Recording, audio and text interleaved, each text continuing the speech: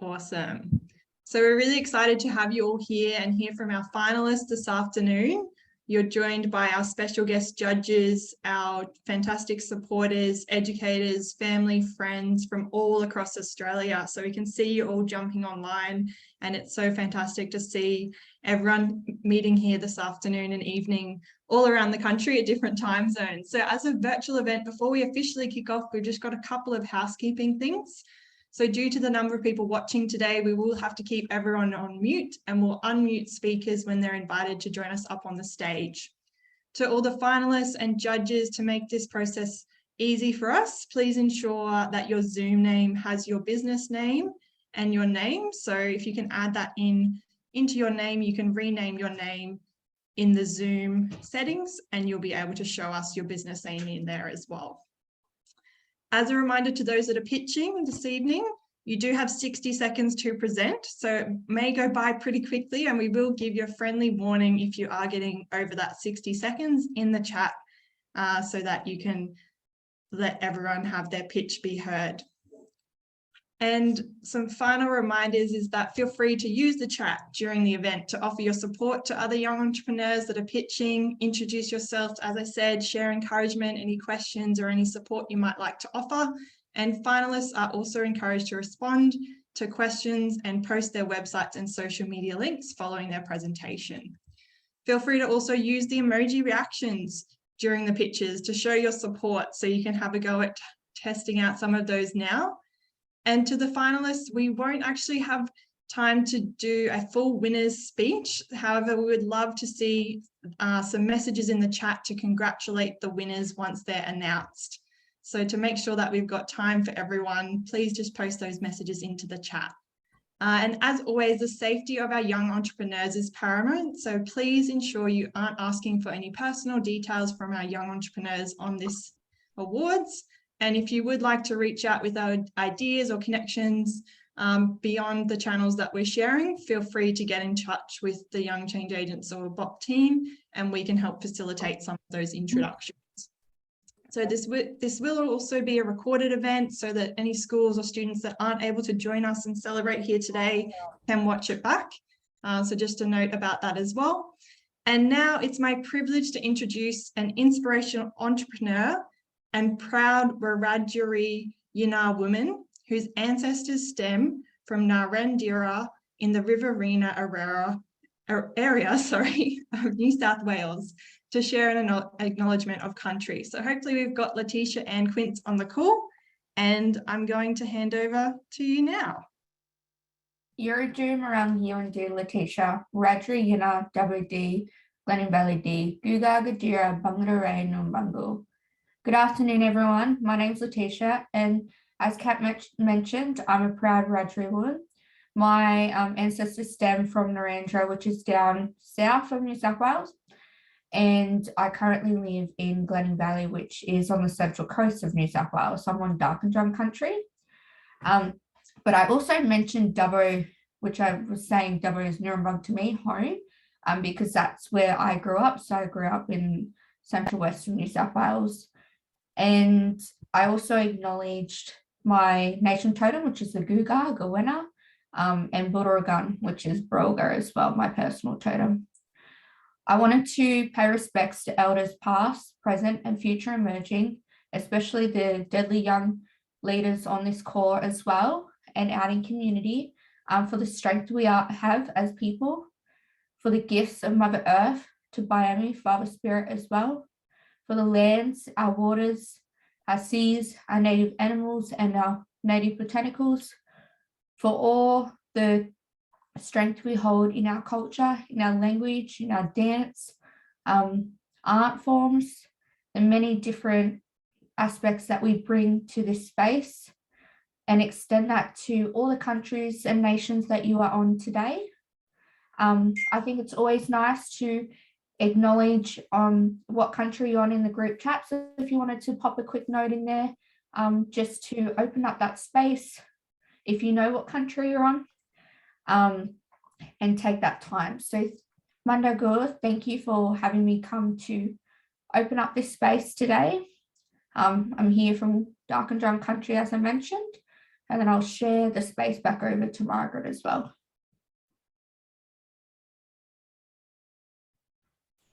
Thanks, Letitia. I'll jump in for Margaret and introduce her shortly, but thank you so much for that fantastic acknowledgement of country.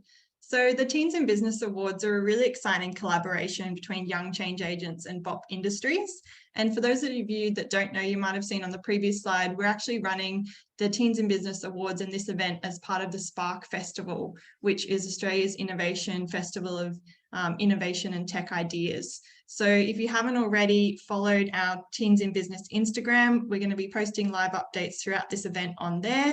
And we'd love for you to join us and follow along, and we'll share some of the hashtags and tags you can use shortly. So I'd now like to hand over to our founders of the organizations involved in Teens in Business. And firstly, I'd like to introduce the CEO of Young Change Agents, Margaret O'Brien. So come on over and say hello, Margaret. Hi everyone, and I'm so excited to be here with all of our young people and our educators pitching tonight. Young Change Agents is a national social enterprise, and what we do is work with young people like yourselves, thousands of young people around Australia, really to help them think about the problems in their communities that they're really passionate about, and reframe those as opportunities to make a difference, and do that business and being really entrepreneurial and innovative to solve these really challenging problems which we're facing. I'm really excited that we have those categories and our amazing educators and mentors on the phone tonight, and on the call tonight, and really looking to hear presentations. And I'll pass over to our chief collaborator here at BOP Industries, Scott Miller.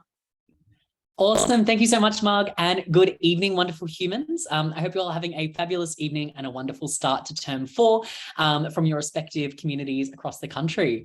I know from a BOP perspective, we really love collaborating with YCA to be able to put on the Teens in Business Awards for our 2nd year now.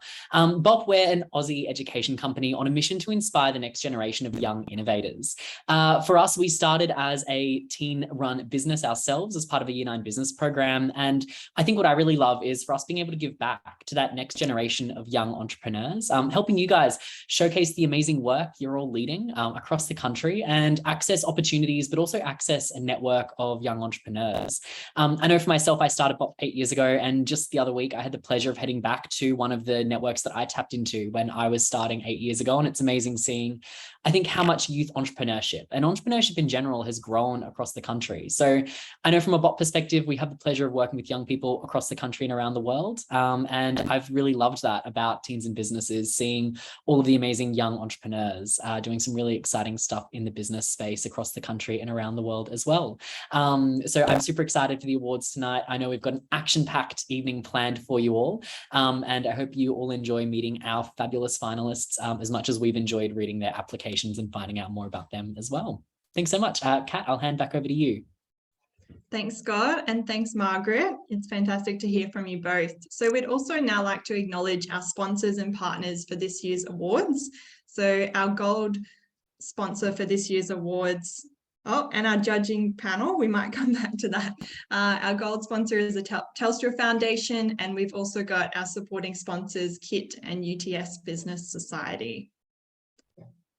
And we've also got some of our judges on the call, but I'd like to go back and acknowledge our judges who have been fantastic at reviewing all of your amazing businesses. It was, a very hard process, I think, for us to narrow down from so many fantastic entries. And I know the judges had a really difficult time narrowing down and picking their winners as well, but we're really excited to share them with you tonight.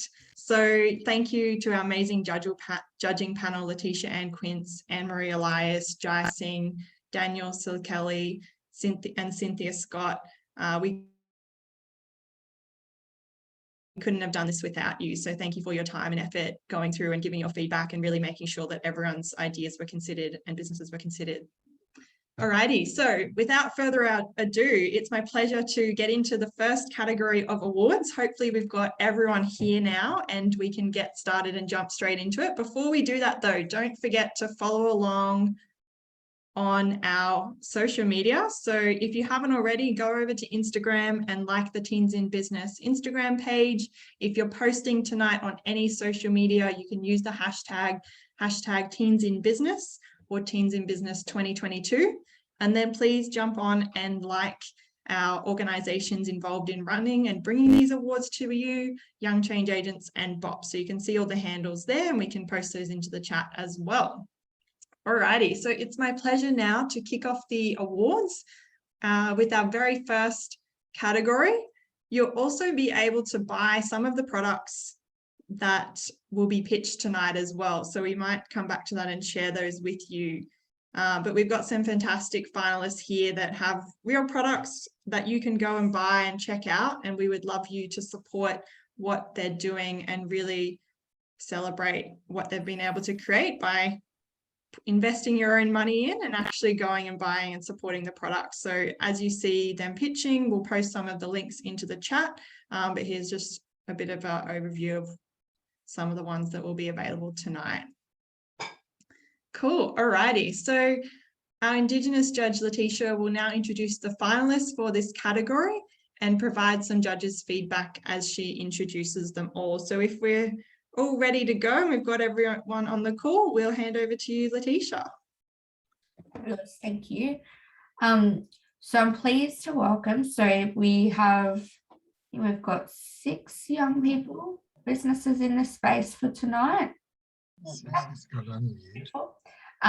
So if you're not on the call at the moment, but if you notice that somebody might pop in later, please do still acknowledge them in the chat for if they miss this opportunity now. But first off, I'd like to welcome Tanisha to the stage to share their business, Mali Mali. The judges loved how your business focuses on mental health and supporting mom to overcome societal pressures through healthy outlets. And please, Mom, if I do say your name wrong, please reintroduce yourself. Also some businesses in the space here that their names for this category are in language, and how I say it in Wiradjuri language might be different in other cultural languages in the First Nations language groups as well. So I just wanted to quickly note that before we jump in.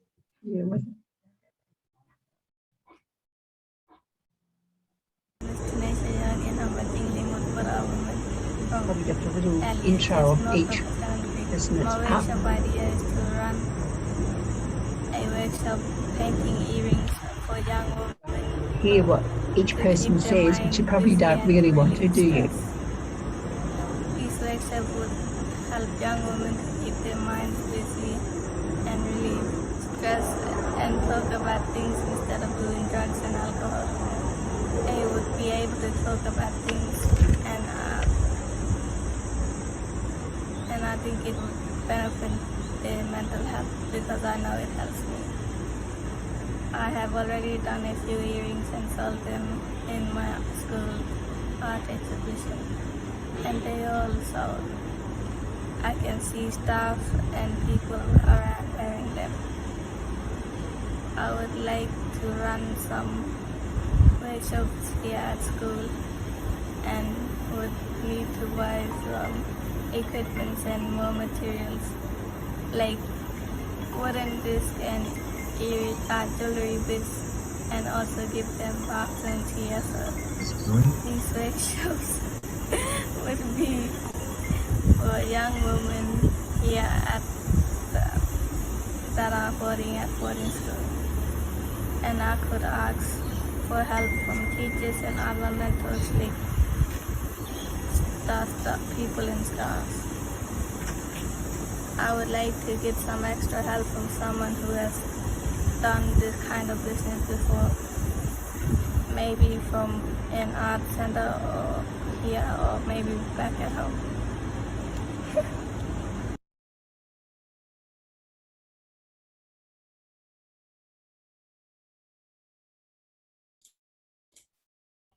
Thank you, Tanisha, for that little space that you gave us in introducing Mali Mali. So as you would have heard, it's a business focused on creating earrings and art workshops to support our young people out in community. Such a beautiful initiative. in that space. I can see some round of applause popping into the chat. Feel free to use your emojis as I mentioned. I also wanted to just make a quick note, if you guys are in the background, to ensure that you keep your mics on mute while we're listening into the pictures as well, until it's your time to come up as well. Now I would also like to invite Max and Robin to pitch Narinman Didgeridoo Camp. The judges loved how this idea aims to strengthen young people's connection to land, people and communities.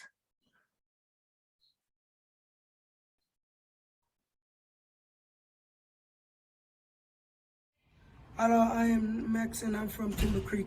Hello, my name is Robin and I'm from Catherine. Our idea is for a didgeridoo camp where young men from 10 years and older men would get together to make didgeridoo and learn to play. Eating good taka, learning from elders and reconnecting with country. My uncle taught me how to play the didgeridoo, and the didgeridoo is really a cultural thing for us. We use it for ceremony, initiation ceremony, and funerals. The didgeridoo camp would be a time for fellas to enjoy and life rather than being stuck inside four walls, not connecting to country and not connecting to knowledge. My uncle works at Sport and Rec and in schools, and my father worked at Northern Land Council, and they could help us get permission, and with everything we need, we would need gears for camps and to let people know about it through social media. Old people and young people need to get more social with bush life and our land. It's really important to learn about our culture because lots of our old people are leaving us, and that's all I gotta say.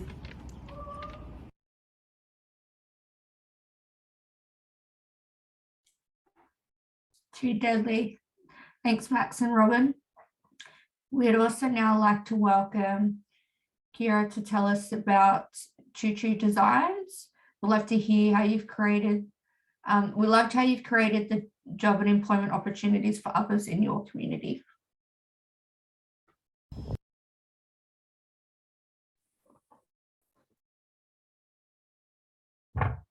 Hi, my name is Kira Turner. I'm 15. I'm a proud Dunghutti woman, and I'm the owner and founder of Choo Choo Designs. Choo Choo Designs was created as a source of income due to the lack of employment in my town because of COVID and floods. I started off with a few items, such as there's handbags, tote bags, zip pouches, there's scrunchies and earrings.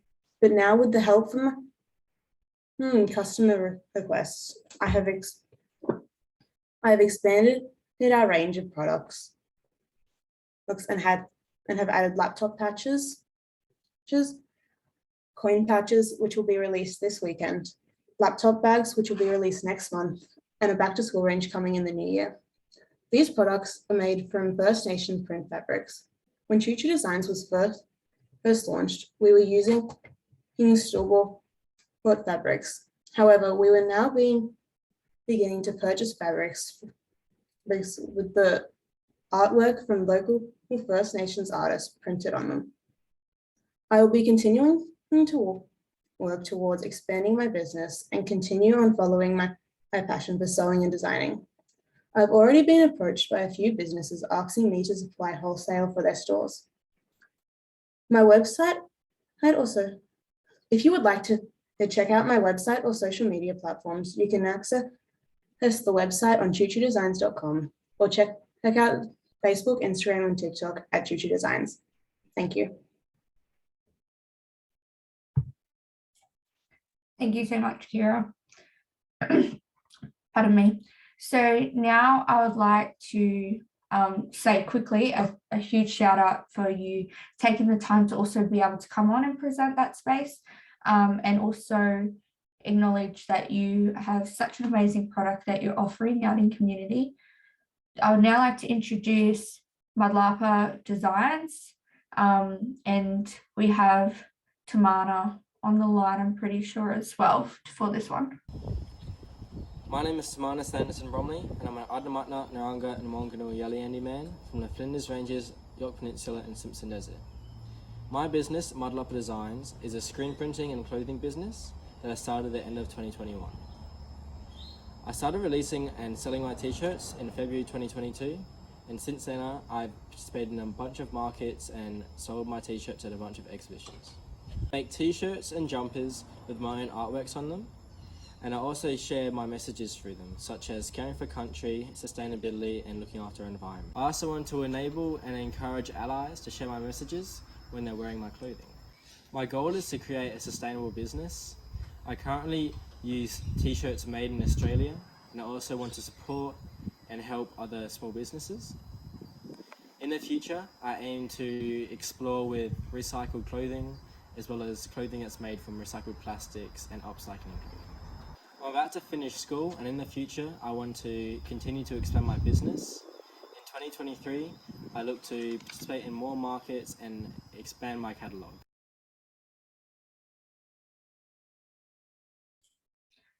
To Dudley, Tamala, thank you so much. Now we would like to invite Tyrell to share more about his business, TM Fades. The judges love this idea as it's providing a service that's needed in regional communities. Hi, my name is Tyrell Mick, and I'm from a remote community called Kenton Creek in the heart of Northern Territory. I run a haircutting service in Tennant Creek called TM Fades. At the beginning, I had no idea about cutting hair, so when my cousin asked me for a haircut 4 years ago, I stuffed it up. So over the years, I watched YouTube videos to improve myself. I bought cheap kits and practiced on my cousin until I got good at it. Now I've turned my haircutting skills into a business because currently there is no hairdresser in Tennant Creek where young Aboriginal men feel comfortable getting their hair cut. I believe that giving someone a haircut can boost their confidence and lead to good health. So far I have given around 50 haircuts. I want to keep building my skills, like learning to braid. It will be really cool to have a store in Tennant Creek one day. Thanks for listening to my pitch.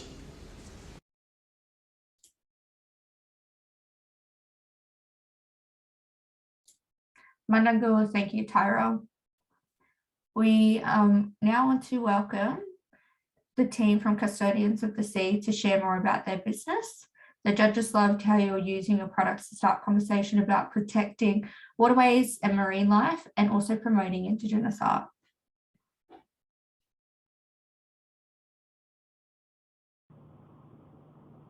We are COS, which means Custodians of the Sea. We want to protect the milky turtles and the freshwater turtles which are in the Burnett, Merritt and Port Tory catchments. We are producing products with the COS logo to help put funding towards wild projects, non-for-profit organisations who are caring for the milky turtles, which is critically endangered. To help teach and show all people about the cultural aspects with the milky turtle, we want to help protect, promote and preserve our wonderful natural wildlife. We're currently focusing on the freshwater ecosystems as they are the root of the problem and are in turn affecting the ocean ecosystem as they are all interconnected. We are also honoured that we are finalists of the Team's Business Indigenous Award. So thank you.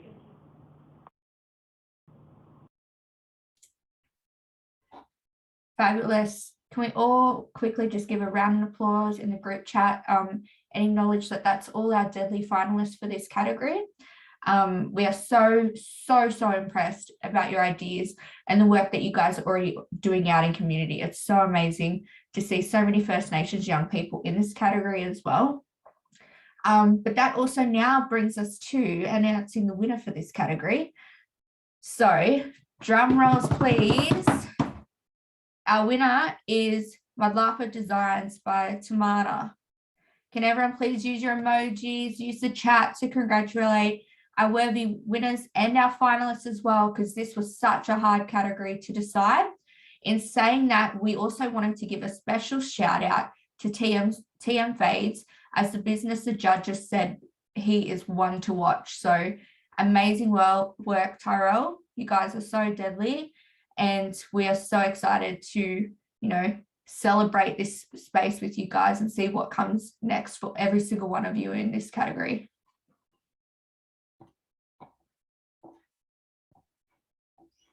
Fantastic. Thank you so much, Letitia, and congratulations to our winner and our one to watch. That was just so incredible to watch back all those pictures and see how far a lot of the young people have come, even in the last few weeks, just practicing the pictures and getting them finalized. So thank you. We'd now like to hand over to you, Letitia, again to ask you some questions and to share a bit about your story. So Letitia, for those of you who don't know her, she's one of our VIP judges for the Teens in Business Awards, and she's the founder of And Designs.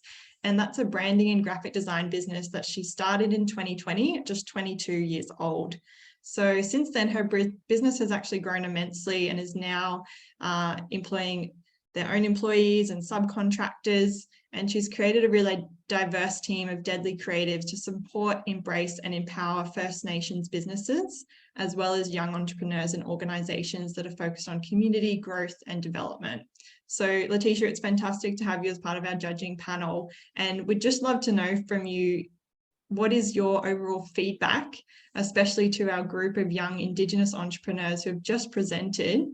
Do you have one piece of advice that you would be able to give to them and any feedback? Thanks, Kat. So as we were mentioning, so I started my own business, Letitia and Designs, not so long ago myself now. In that space of growth, I've had the opportunity to work with some deadly young people already in that are doing First Nations businesses. And within looking at all the amazing overviews of the businesses that you guys are already creating, it's so inspiring to see that, as they say, there's around 12% increase every year of First Nations businesses, which is huge when you think about it. The fact that you guys are now part of that growth and part of that journey, and the space of you guys are now creating your own self empowerment and economical growth, and creating changes in your communities that are just so inspiring. And it was such a gift and a pleasure to be a part of this judging panel, because from what I knew, even a few years ago, there wasn't many First Nations businesses evolving from a young entrepreneurial space. So I was even pleasantly impressed to see how many of you were out in community making such an amazing effort. And yeah, hats off to every single one of you, because it's so deadly to see the unique ideas as well. You're not all in one path, you're on your own journeys, and you're persevering and you're working through everything that you need in that space. So thank you. Thanks, Letitia. Yeah, and it was fantastic to see this year. I think we had almost double the entries in this category, which was really amazing. And hopefully next year, it grows even more. So congratulations again to everyone in our Indigenous entrepreneurship category. All right, so as we move into our next category, I'd like to hand over to Margaret to go through our Entrepreneurial Educator of the Year. So Margaret, over to you. Okay, hello everybody again. This category is very close to my heart as somebody that's really focused on working with educators to provide them with the tools and help that they need to introduce and integrate entrepreneurial education into schools across Australia. And we have 5 just so worthy finalists. We had a lot of entries this year, and I just want to acknowledge anyone else that's on the call as well. It was really hard to decide even the finalist list, let alone the winner. So congratulations to all of you, and keep going, because our young people love this type of education and need it for their future. So I'm going to start off with Jess from down in South Australia. Jess, I hope you're on the call, and you could give us your 60-second intro to what you're doing down at your regional base school in Mount Gambier. Cool, thank you, Margaret. Hi everyone, so my name is Jess McGarry and I'm the entrepreneurial teacher at Mount Gambier High School. Entrepreneurial teaching and learning has changed my pedagogy and my outlook on formal education and lifelong learning. Each day, I'm so blessed to work in a job that I love, and I get to share my time, talent, and treasure with our future entrepreneurs. Entrepreneurial learning at Mount Gambier High School is a mindset rather than a subject. Within all of our entrepreneurial specialist subjects, we explore the connection between an entrepreneurial mindset and well-being and give students the opportunity to take control of this. They learn about their strengths, values, purpose, keeping well, and their unique value proposition that uses their strengths to make a difference and add value to the world around them. One of the biggest shifts we've seen within the students of our entrepreneurial subjects is their ability to articulate their learning needs. Due to this, our students have become our biggest advocates for entrepreneurial education and are creating our demand for it. We now have student-driven businesses being run by multiple students across different year levels, have higher levels of student engagement, and have student agency as a top priority within these subjects. Entrepreneurial learning is now available and accessible to every student at Mount Gambier High School. One of the best aspects of being a part of this entrepreneurial collective has been connecting with and learning from like-minded educators. So I would like to acknowledge all of the finalists who are doing these incredible things within this space. It's an absolute honour to be nominated with you all. Thank you. Fantastic, Jess, and I think that speaks for itself why you were made a finalist. But the judges also spoke to your ability to look at different curriculums, integrate them across different age groups and years at your school, and also provide opportunities within that specific regional context to young people and connections with community and industry. So well done, Jess. Thank you to all the young people as well celebrating these teachers. Without these teachers, you wouldn't have these programs and opportunities. So keep that coming as we move on to our next finalist, which is Kim Flintoff. Hello, I'm Kim Flintoff, and thanks everyone for welcoming me here today. I'm speaking to you from the land of the Whadjuk people of the Noongar Nation here in Western Australia. My story begins, I'm less than 2 years back in the classroom after more than a decade in higher ed, and that career ended very abruptly as the university responded to the economic demands of COVID. So last year in January, I came back into the classroom with more than 300 students in my room every week, and only the acronym of TIDES to work with, which I set about to build a program that provides opportunities and challenges for the students to take their learning beyond the school gate. Since then, more than 300 collaborative projects have been created by students, some with extraordinary ambition, achieving wonderful recognition, and others perhaps emphasising that entrepreneurship requires an acceptance and careful management of risk. Just this term, students have started to define more than 100 new projects. Many of them are entrepreneurial in nature, and all of them are predicated on innovation and global sustainability priorities. The students developing growth and benefit mindsets and a willingness to embrace new opportunities is really what's driving this whole program. TIDES stands for Technology, Innovation, Design, Enterprise and Sustainability, and it's my hope that the rising tide will raise all vessels. So thank you. Fantastic. Thank you, Kim. And I'm keeping you all on your toes because I've messed up the order. One job for me. So Kim, congratulations. And the judges were particularly impressed with the broad range of initiatives that you've been able to bring and looking at all different young people and their interests and connecting those interests and different types of opportunities. So congratulations, Kim.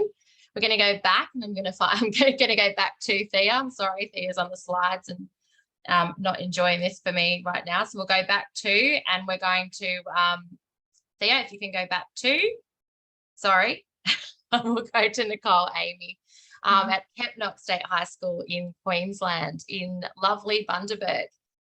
Nicole, I know, has a little bit of a challenge with her voice right now. So Nicole, go gently and let us know what you're doing up there in Kepnock State High School.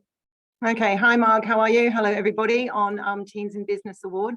We're also in the midst of our subject selection, so I'm going to be pitching while waiting to go and see some parents in a moment. I'm really honoured and privileged to be a part of Teens in Business Award and a finalist. We're a school in Bundaberg, Queensland, Marg said, and we started our journey probably about 18 months ago in our humanities department. We do our entrepreneurial education extracurricular and integrate it through our geography and history curriculum. Our why for starting our journey was that entrepreneurial education, we feel, is a significant mindset. It's about developing our students' ability to create those social, cultural, or economic values, and embed those in society as emerging leaders. We empower their experiences for thinking critically, collaboratively, and creatively. We really want them to undertake complex problem solving, which can contribute to not only their entrepreneurial mindset, but become a solution-focused approach from local to national to global scale. We decided that we have no idea of the landscape of careers, and COVID has thrown a complete curveball to our students. So we felt that we need to equip our emerging leaders to succeed and develop those competencies and attributes for their pathways for employability. How are we doing this? As I said, we are a school regionally with low ICSEA and a diverse background of students. Majority of our students are from socio-economically deprived background and First Nation heritage. We're really proud that we work and collaborate with Tarrawonga Bunda and Gureng Gureng and other mobs in our areas. One of the things that we really decided was we needed to have those transversal skills to negotiate and thrive in these complex societies. Entrepreneur education leverages opportunities for inclusive learning at our school, those lifelong learning skills, and building through the ecosystems. We build a lot of ecosystems with our entrepreneurs, businesses, immersion with educators, not-for-profit, social enterprise. We started to think local, and we're now moving into think big. Our what? 2020 year, we've had a power horse of a year. We have delivered various entrepreneurial education programs that we are incredibly proud of. We have delivered to approximately 150 regional youths in our area, and we're trickling down into primary schools as well, which is phenomenal. We deliver our programs from year 7 to 12, extracurricular through lunchtimes, before school, after school, design-based challenges in curriculum. We're really delighted as well that our Custodians of the Sea were a finalist with the Indigenous Entrepreneur after 4 months of building their not-for-profit social enterprise. 2023, next week, we're building a new project. We're flipping a career lens onto entrepreneurship at work. And we're really, really excited by this program of innovation in the career education field. We want to impact on learning and employment outcomes that students will actually understand the need for enterprise skills and demonstrate the value of these skills as employability for future career pathways. I'm really excited to be on this. It's phenomenal. I've met some of the educators who are finalists, and thank you for this opportunity. And yeah, thank you from the bottom of the heart from Custodians of the Sea too, who couldn't be with us this afternoon. Thank you. Congratulations, Nicole. No one can doubt your absolute enthusiasm and passion for bringing entrepreneurial education to all of your students, and the judges in particular noted that the work that you're doing with young Indigenous students at your school, and it was great also to see those students submitting for the awards and being part of this Teens in Business Awards as well. So congratulations, Nicole, a very worthy finalist. Now we're going to go to Greg Wacker from Canterbury College. Again, sorry for the order change, but Greg, can we hear from you? Yes, good afternoon, everyone. I also am grateful for being nominated as a finalist, and congratulations to everyone who's been a finalist this afternoon. So I'm the head of the Centre for Entrepreneurship and Leadership at Canterbury College, and the centre delivers innovative entrepreneurial and leadership opportunities that allow students to develop, grow, cope and engage in the ever-changing world of learning. The foundations for the centre are built on the 4 21st century skills of collaboration, communication, creativity and critical thinking, and support student-centric visions of opportunity, innovation and growth. These are all underpinned by the students' passion as the centre nurtures and expands their entrepreneurial mindset and leadership mindset as they grow into resilient, world-ready leaders. Adjacent to the centre is a society that I created called the Hephaestus Entrepreneurial Society. It was named after the Greek god Hephaestus, who was the Greek god of fire, metalworking, stonemasonry, forges and sculpture. And the society is named after this Greek god due to his two specific entrepreneurial skill sets of innovation and creativity. The society seeks to educate, inspire and grow entrepreneurial interests, providing students with a foundation for experimental learning in a collaborative, supportive environment to enhance entrepreneurial skills and raise awareness, aspiration and knowledge about entrepreneurial ventures. Society also views entrepreneurs as practitioners who operate in a social community of practice. It supports students in seeking opportunities to engage in social learning and create links to relevant entrepreneurial communities. Students will engage in established entrepreneurial programs, either co-curricular, either extracurricular or curricular, and they're mentored by entrepreneur residents and have the opportunity to develop student-led entrepreneurial programs. The society is open to all students at the college, and they take full advantage of the opportunities that we present them, be it in the curriculum or as extracurricular activities throughout the year. And we're currently going through a process of mapping our entrepreneurial and design thinking ecosystem to help support those students. Thank you very much, and thank you very much for the opportunity this afternoon. Congratulations, Greg. Greg was nominated by Logan City Council, and I think what the judges were very impressed in your nomination, Greg, was not only that you're supporting entrepreneurial education at your school, but the entire Logan region with the support that you offer to other schools in the surrounding area. So congratulations. And on that, we do have another Logan teacher as our final finalist tonight, and we'll head over to Tina Barnes, who works at Park Ridge State High School.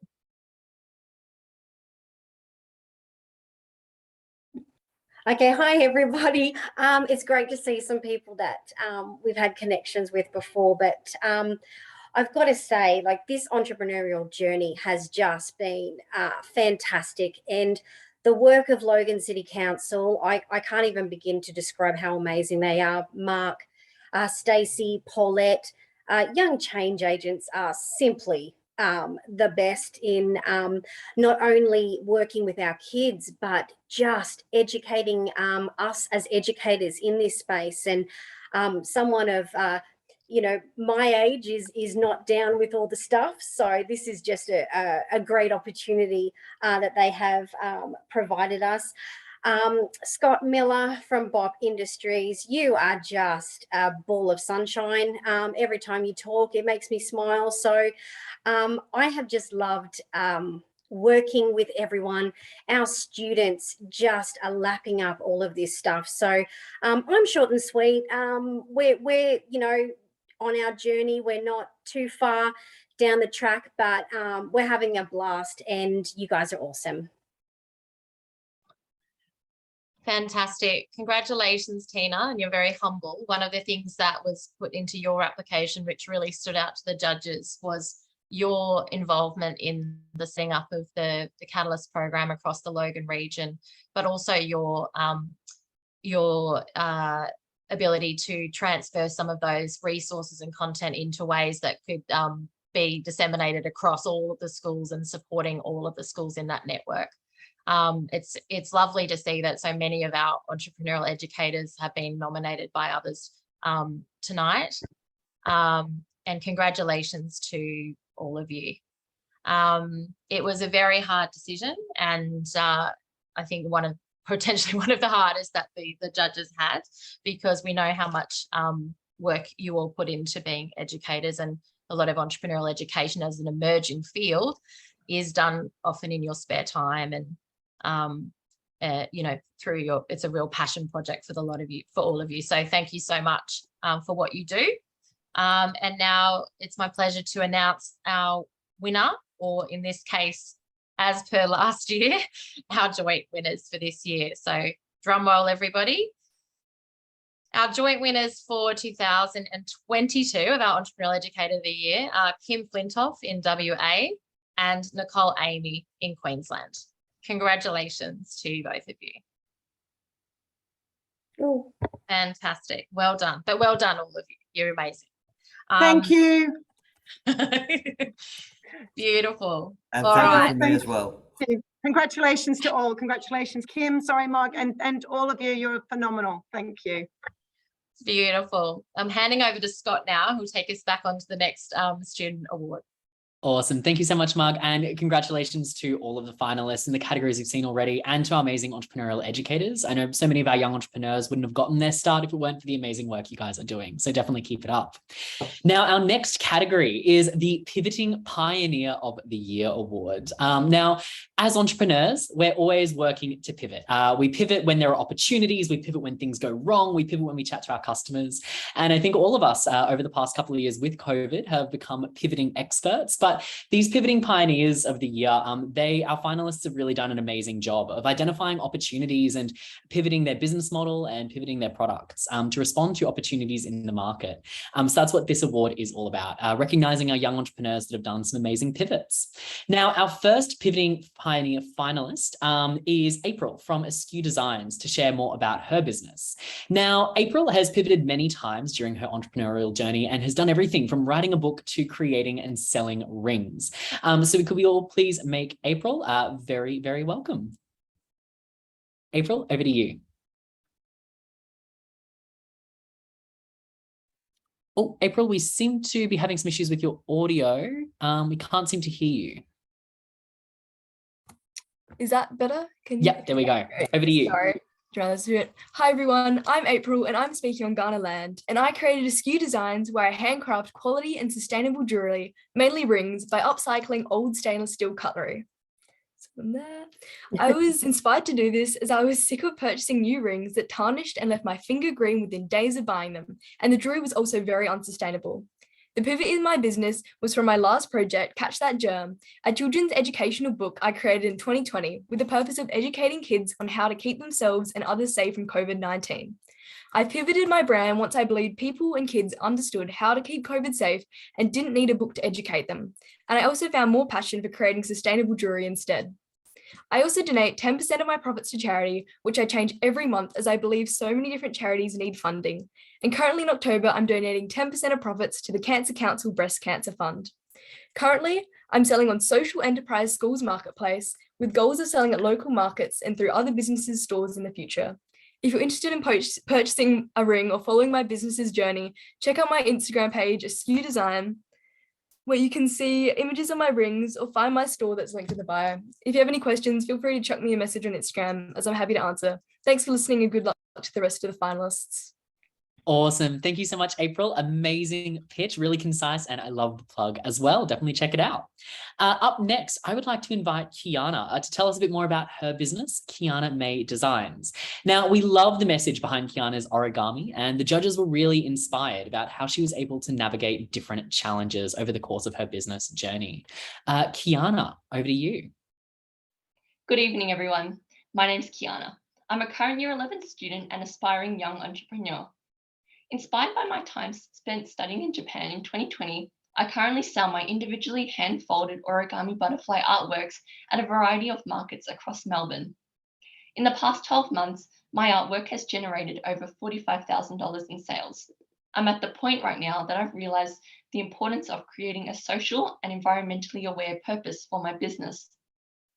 I'm now pivoting my business operations to be using 100% eco-friendly recycled paper, which will be supporting the conservation of natural resources, and I will be sourcing my other art supplies locally to support other local businesses. I'm continuing to find ways to include corporate social responsibility considerations within my business to create wider change now. Awesome. Amazing work, Kiana. Really great pitch and amazing to see so much traction as well. That's really, really impressive. Great job. I'd now like to invite Sohan and Hugh to tell us about their carbon credit consultancy business. Now, the judges were really impressed by the traction that this team has gained already as well, and how they're solving a real problem for farmers and carbon credit marketers. So I'm going to hand over to Sohan and Hugh when you guys are ready. Hey everyone, my name's Sohan and I'm a co-founder of RNT-CCC. Apologies, Hugh couldn't be here today. We're in Year 12 and just finished an exam, but I'm sure he's here in spirit. So I'd like to introduce you to R&T CCC. Our business acts as a two-sided marketplace connecting farmers with carbon crediting professionals in order to reduce agriculture's burden on the environment. But what are carbon credits and how can they help us fix this issue? A carbon credit is a government subsidy that is given to farmers for sequestering carbon, that is, bringing carbon from the atmosphere and putting it into our soils. For every tonne of carbon a farmer sequesters, they receive 1 carbon credit, which holds monetary value. Our initial idea for R&T CCC was birthed in and amongst the COVID lockdowns of 2020. Hugh and I were in the same agriculture class, and we both had a passion for business. Hence, we pivoted to find a solution that we could execute without any physical contact. Of course, without R&T CCC, farmers can still go out and acquire these carbon credits. However, by pivoting our earlier business models, we have created an organisation that can help raise more awareness about carbon credits and streamline this process for farmers by partnering with professionals, creating as much as an impact as we can in this space. If you have any questions, please feel free to reach out in the details behind me. We've got a website up there as well, so check it out if you've got time. Thank you. Amazing. Thanks so much, Sohan, and amazing pitch as well. One of the things I've loved about the Teens in Business Awards is seeing so many diverse ideas coming from so many different industries that our young people are working in. So amazing job, team.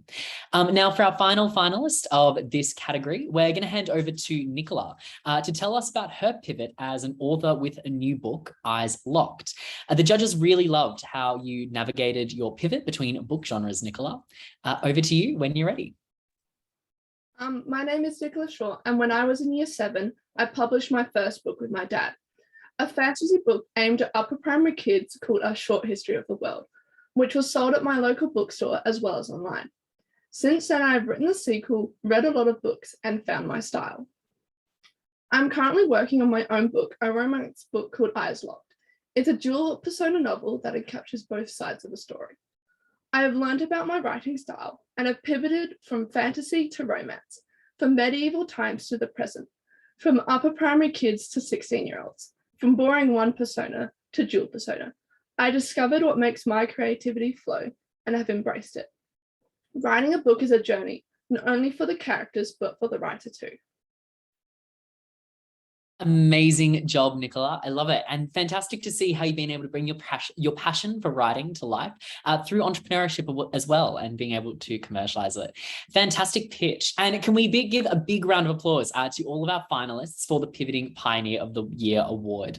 It's been really fantastic to hear about all of your businesses that you've been working on, how you've pivoted, and I really love those succinct, punchy pitches. So amazing work, team. All right, now the moment our finalists have been waiting for. Can we give a drum roll for who the winner of the award is? The drum roll is Askew Designs by April. Congratulations, April. Amazing work. We really loved learning a bit more about your business and finding out how you pivoted. Everyone, make sure to pop in the chat your congratulations to April, but also to all the finalists of this award. You're all doing really amazing work, and we can't wait to see where your pivots take you into the future. Thank you so much. Awesome. So what we're going to do now is we're going to move on to our next category, having a look at the Intrapreneur of the Year Award. Now, Intrapreneur, some of you might have heard of this term before, some of you might not, but the Intrapreneur of the Year Award is someone working on a challenge for an existing business, some sort of an innovation challenge in a business or in their schools, working to come up with new and innovative solutions to challenges presented to them. And we had some really amazing entries into this category, and we've loved reviewing all of these. But let's dive right in. Now, for our first finalist, I would really like to call on Rehanath to the virtual stage to tell us a bit more about his work, Loyal Partners Pty Ltd. Now, what the judges really loved about this idea was how you're solving a unique problem and encouraging more innovation through your involvement. Over to you. G'day everyone, I'm Rehanath, and I've been a part of Loyal Partners for over 3 years. Loyal Partners is a service-based accommodation provider in the Sydney region, seeking to provide high-quality, easily accessible accommodation services for people in Australia. Loyal Partners has 82 units and over 300 clients, mainly targeting the Indian community, but eagerly looking forward to expanding into the wider Australian community as a result of rising interest rates and a higher demand for affordable accommodation services. Loyal Partners has allowed me to develop my passion for marketing and operations through directly working with clients to positively transform people's experiences with accommodation services in Australia. One example of this was creating digital media of our services and communicating to customers the high quality at which our business operates. Ultimately, I aim to continue to improve marketing operations in order to push loyal partners further towards our goal of providing high quality, easily accessible accommodation. Amazing, awesome pitch, Rahan. Thank you so much for joining and for sharing a bit about your business. Up next, I'd like to invite Christopher to tell us about what he does at Dear Earth. Now, the judges were really excited about this idea and the work you're doing, and we really love how you've tapped into gaming as it's such a rapidly growing market. They also really loved seeing your prototype as part of your entry. So Christopher, I'll hand over to you to tell us a bit more about Dear Earth. Hi everyone, thank you for having me here today. My name is Chris, as you've heard, and I'm part of a team at Peter Carnley here in Western Australia, creating a game called Dear Earth. I handle all of the 3D modelling and game development in our team. In late 2021, we had an idea to create a game that would focus on the environmental and social issues we face today and show how we can deal with these problems. I very quickly began to teach myself how to use the Unity game engine so that I could start building the game, and soon we got to work. I started to make models for the game in Blender, and it wasn't long before we had something playable. We entered our idea into the Jacobs Institute Teen Innovation Challenge earlier this year, and we placed in the top 20 finalists internationally. We got some really good feedback from the University of San Diego through the challenge, and I hope and aim to have a workable demo to show what our game is all about. Hopefully we'll be able to very possibly release it, whether that be through one of the more mainstream shops or something closer to itch.io. But yeah, hopefully we can really make something of it. Amazing pitch. Thanks so much, Christopher. And amazing to see that you've been using such an advanced game system as well. Really great to see that motivation, that passion, and that drive to bring your idea to life. Up next, I'd like to invite Seb to tell us a bit more about his work at Thredbo Resort. Now, the judges were really impressed by the way that you leverage tech and social media to build the profile of Thredbo Resort. So Seb, handing over to you. Thank you so much. Hi everyone, my name is Seb Stewart. I'm a 17-year-old entrepreneur from Sydney and the founder and owner of my business Hopper and Execute Skiing. At the beginning of my entrepreneurial journey, I found myself often asking if the ideas I had for my businesses were actually going to work. A question that I'm sure many are asked, but is rarely answered. I couldn't help but think that maybe it wasn't whether it was going to work, but maybe if it was how it was going to be received was the more valuable equation to solve. When the technology and trends have been changing faster than the weather in Sydney, I found that if I wanted to be a successful entrepreneur, I need to understand these emerging platform features quickly in order to best capture the value they represent. At face value, my distribution service, Hopper, and media business, Execute Skiing, both offer something similar to other competitors in the market. However, by understanding algorithms that fuel the world of Instagram and TikTok, I found that I could not only make my business talk to consumers more effectively, but attract consistent six-figure reaches despite only having a following of 20K. 18 months ago, I decided to repost skiing content once a day for an entire year. And throughout that year, I'd noted what principles best tend to the algorithm to best maximize my media presence. Piecing together each key factor that optimizes the Reels algorithm behind each of my videos meant I was able to show the team at Thredbo how this skill can change their posts from averaging a reach of 40,000 to the 4.9 million reach I managed to achieve in just 3 days of content filming. Being able to open this technological door for Thredbo and myself reaffirmed that maybe this skill isn't just valuable to me as a young entrepreneur, but to businesses looking to adapt all over Australia. If you'd like to contact me, my email is execute.info1@gmail.com. Amazing work, Seb, and some really, really impressive traction there and some awesome metrics. That's really fantastic work. Thank you. Thank you so much. All right. Thanks so much. Awesome. Next up, as our final finalists for this category, I would like to welcome Lottie and Carney from Heathfield High School to share a bit more about what they're doing for the school. Now, what the judges really loved about this entry is that you're working with your school to make education more innovative and effective for young people. So designing solutions by young people for young people. Lottie and Carney, over to you. Thank you very much. Hi everybody, I am Lottie and this is Carney. And in April this year, we saw a lot of kids were disengaged in some classes, but not in others. So we set out to reshape the way we educate by educating the teachers on what works for teachers, for students and young people in 2022. We offer educators interactive educational presentations and mini documentaries on student agency that help them think and reflect on how they can improve their classroom engagement and environment. In September, our presentation became a reality when we presented to 45 educators at a national conference. In the future, we hope to encourage educators by presenting at more conferences so we can challenge even more teachers to help us reshape the way we educate to fit the world in 2022. We hope that you consider what we're doing and remain open to what young people have to say. If you have any questions, DM us and check out Instagram, which has been put in the chat. Awesome. Seriously amazing work, team. And really impressive to see how you guys are working to redesign and reimagine the education space. Congratulations. And congratulations to all of our finalists. I believe that brings us to the end of our Entrepreneur of the Year award. My name is Alicia. We have one more finalist, sorry. This is a pre-recorded, my apologies, team.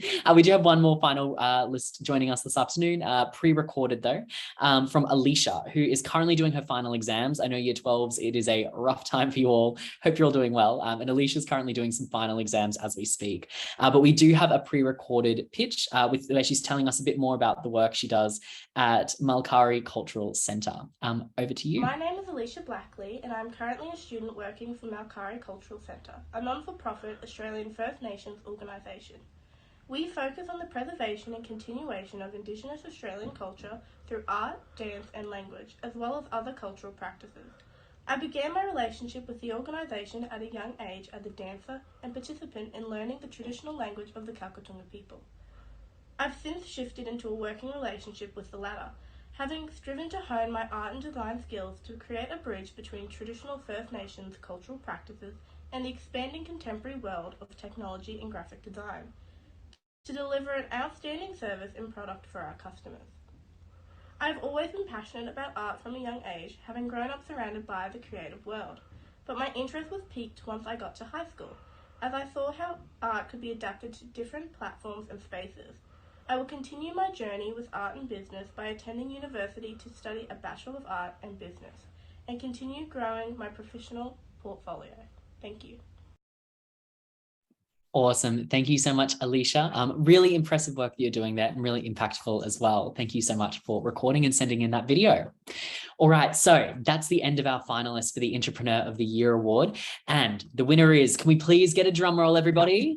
Drum roll, pop your little drum rolls in the chat.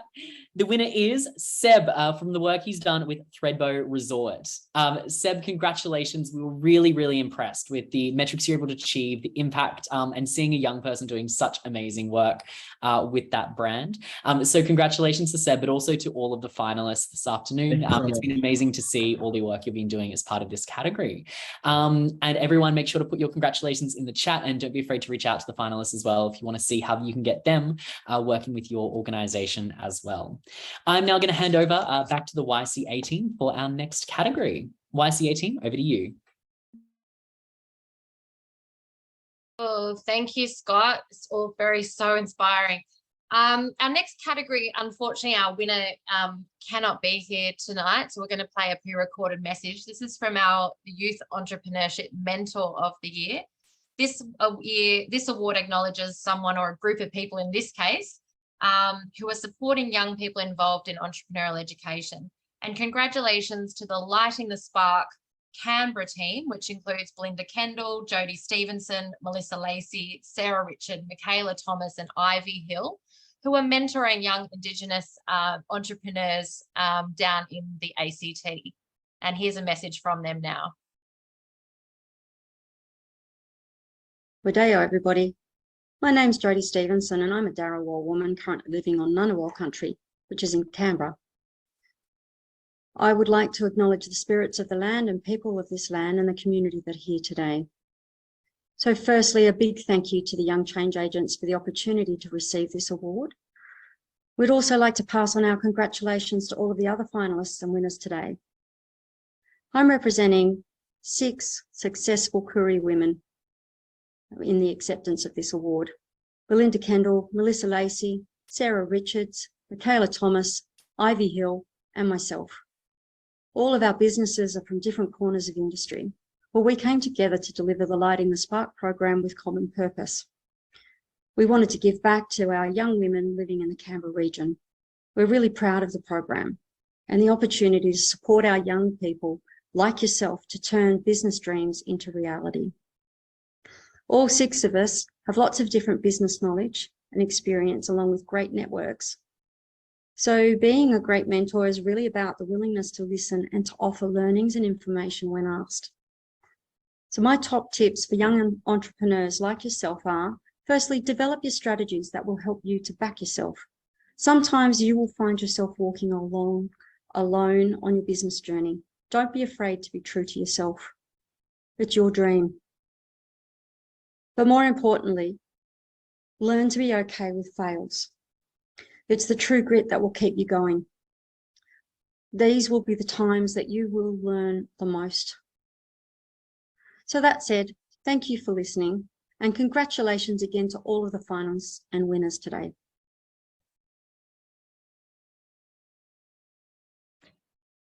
Thank you so much to Jodie and the Lighting the Spark team. I'm handing over to Kat now, who's going to interview another one of our judges. Thanks, Marg. All right, I'd now like to introduce Anne-Marie Elias, who's one of our VIP judges and someone I've known for a very long time. So Anne-Marie, it's fantastic to have you here on the call. If you don't know Anne-Marie, she's known as the Chief Disruptor. She's a fellow at the University of Technology, Sydney in the Innovation and Enterprise Department. And she's also a non-executive board member for Spark Festival, which this event is part of that you're all here for tonight. And previous CEO of Beacon Capital. So Anne-Marie is passionate about human-centered design, innovation, and social impact. And we're so grateful to have you part of our fantastic VIP judges lineup. And so Anne-Marie, we've got a question for you, if you're there. We'd like to know, what is one piece of advice that you have for young entrepreneurs who are wanting to create innovative products and services?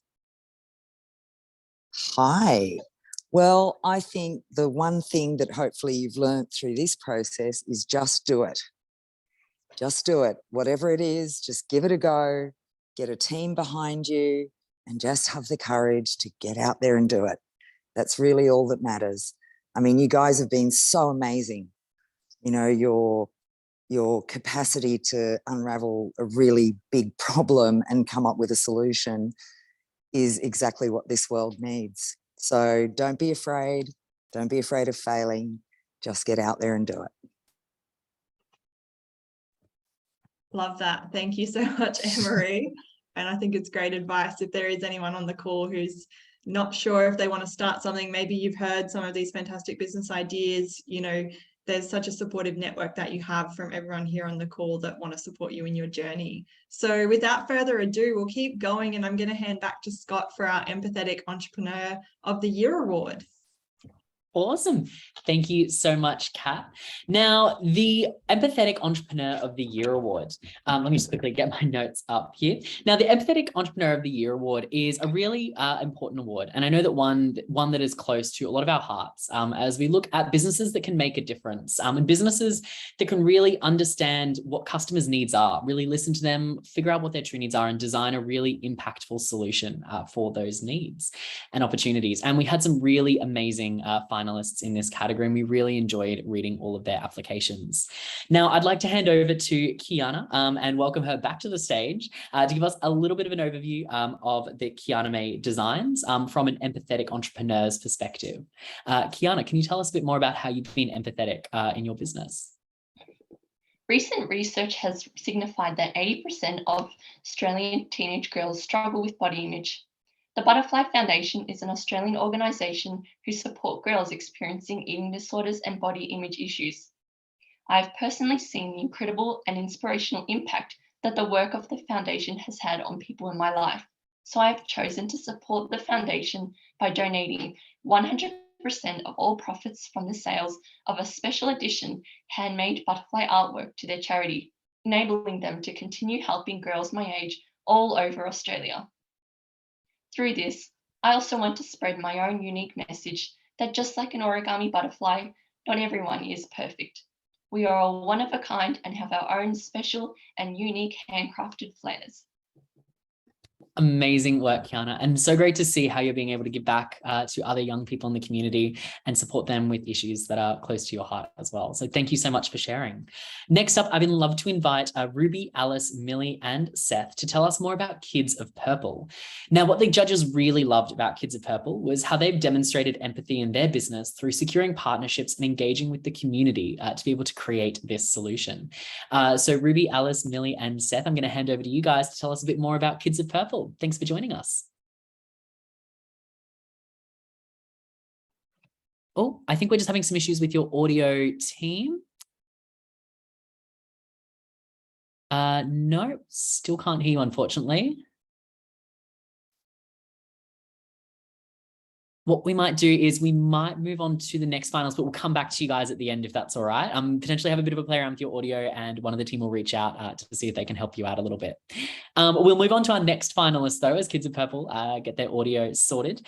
And we're going to move on to Louis to tell us a bit more about his idea, Reborn.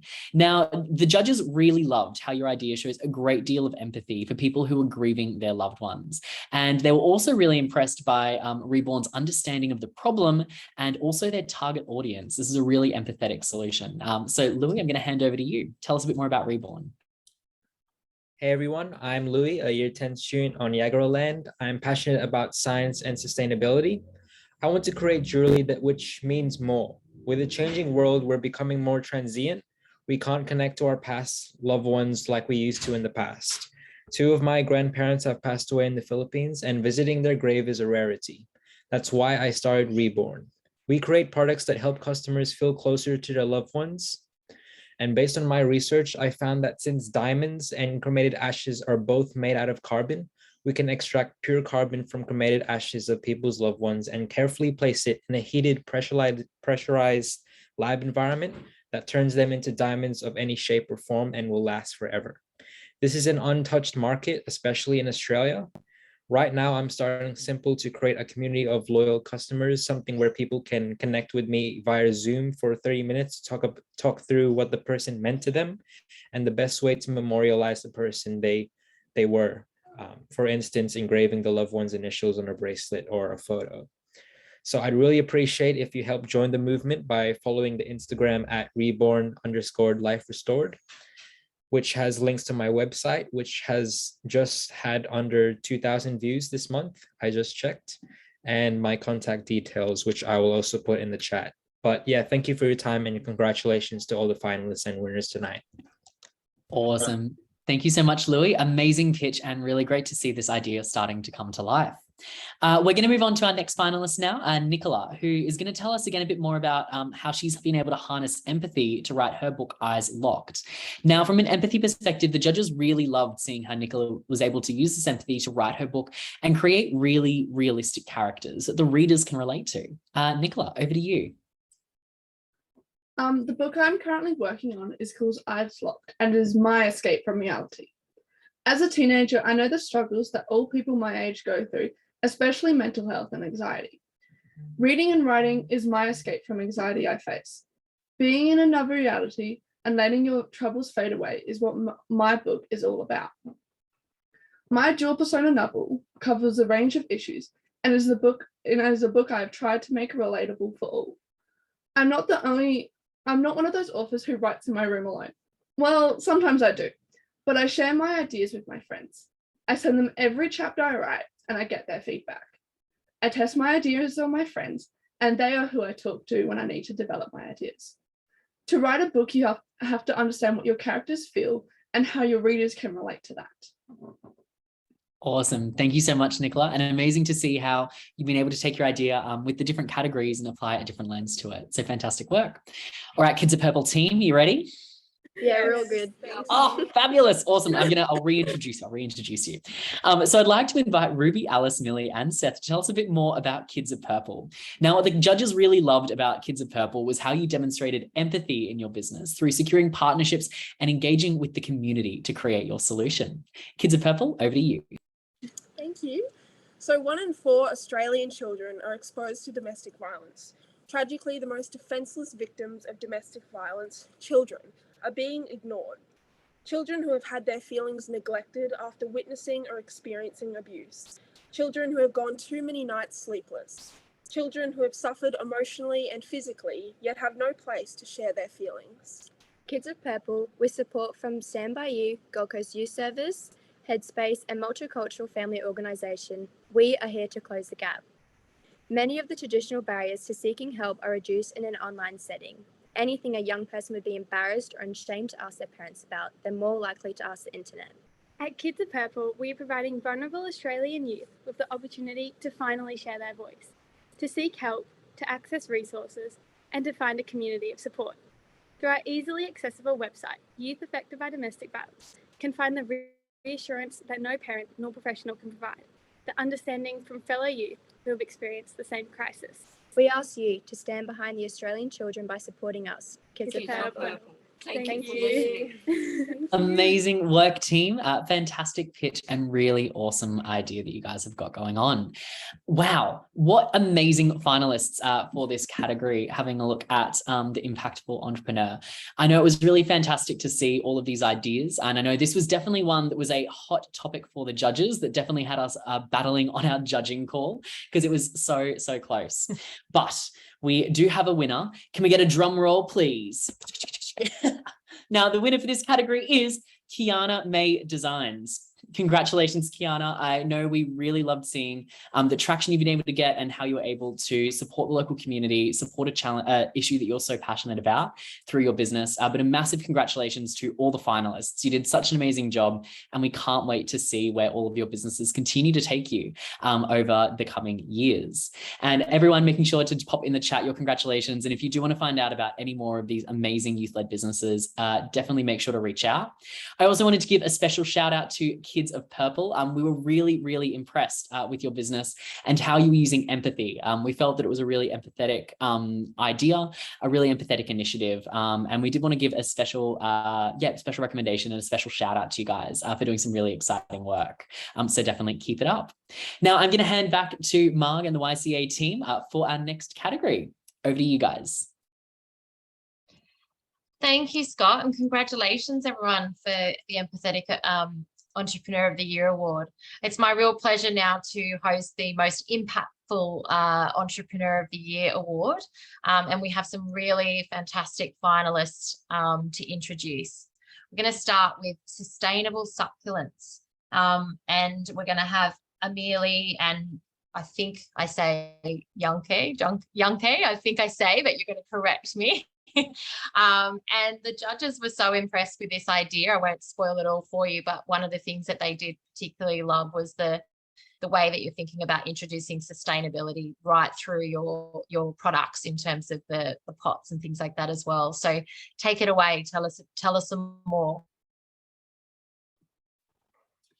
Did you know that 2.01 billion tonnes of waste are produced per year?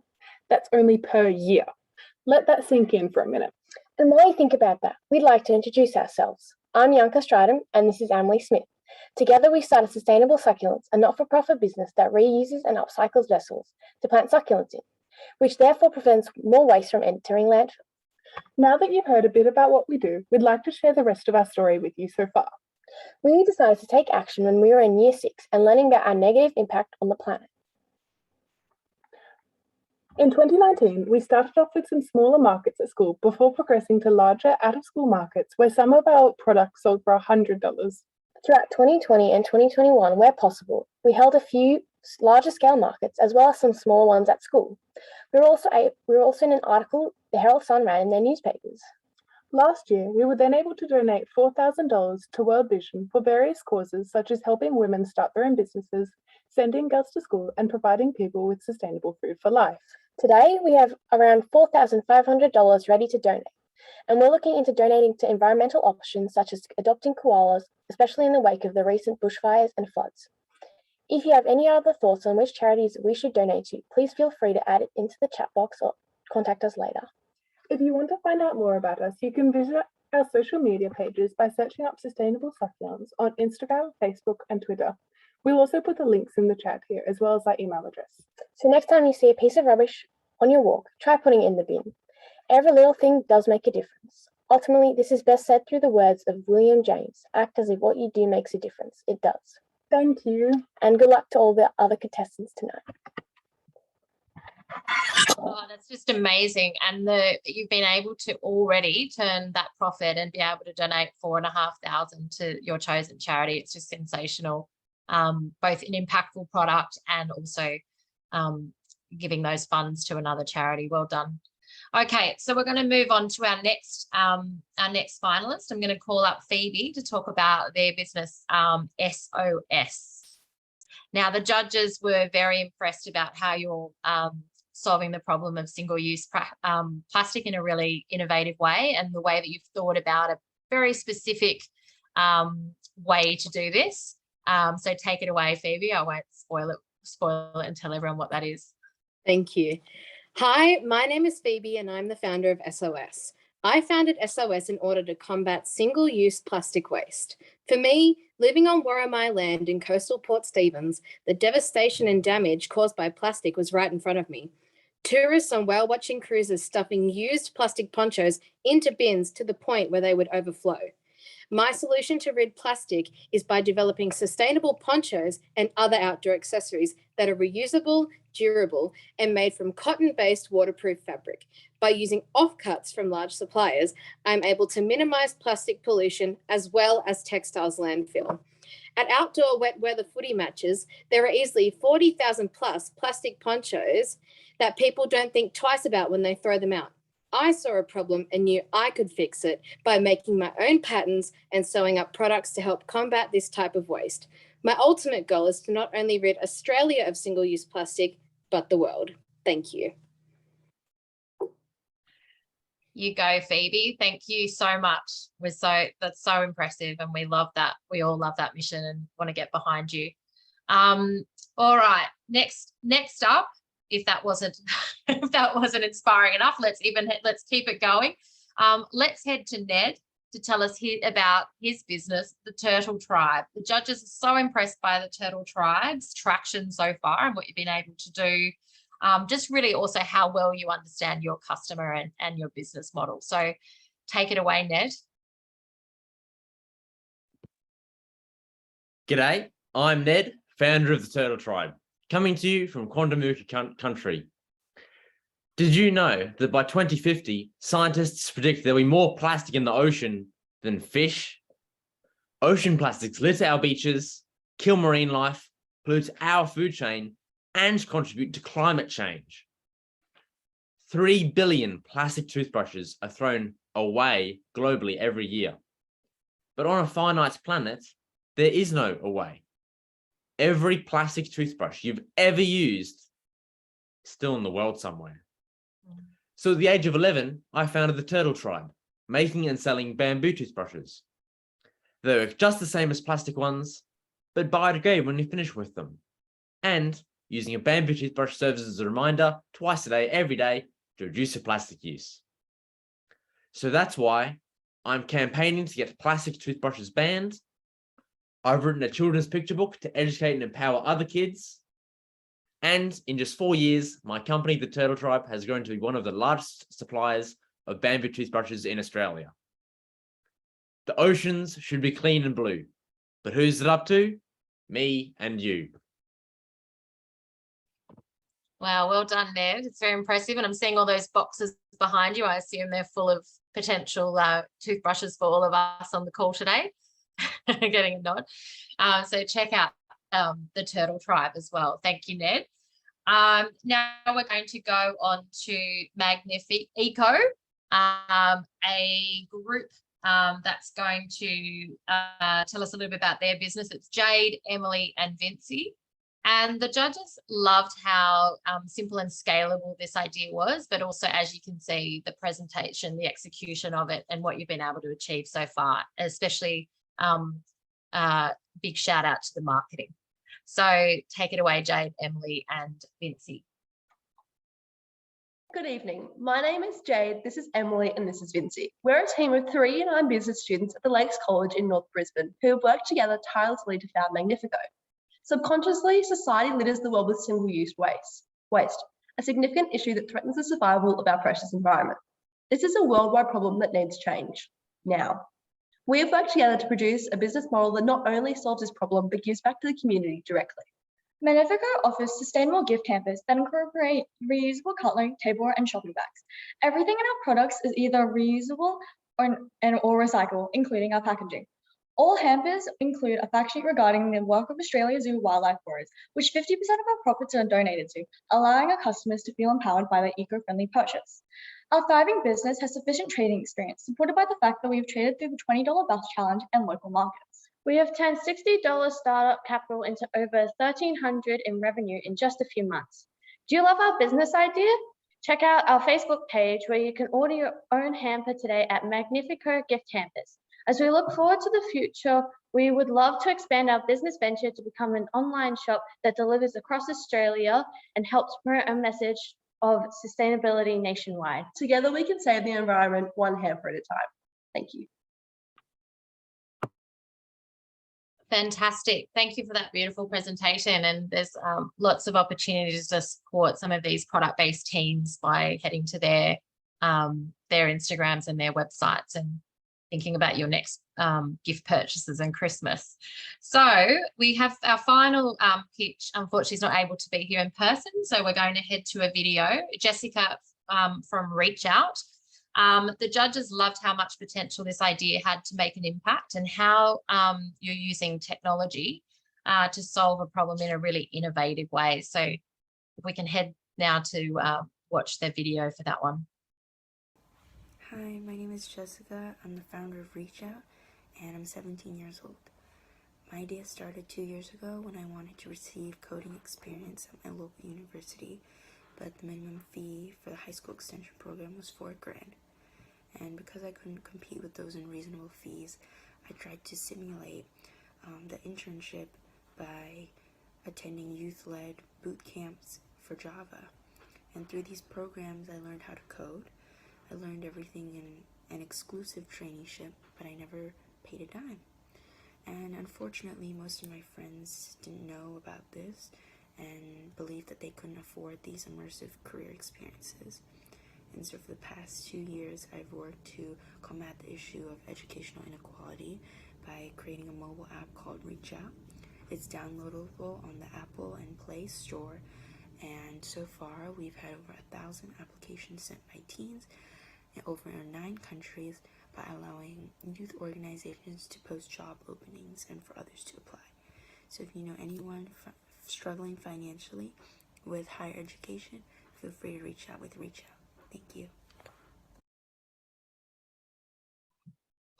Amazing work, Jessica. What a fantastic business Reach Out is. And again, a very, very difficult to judge this category. As you can see, we have young people that are extremely passionate about the environment, are passionate about young people gaining skills for the future.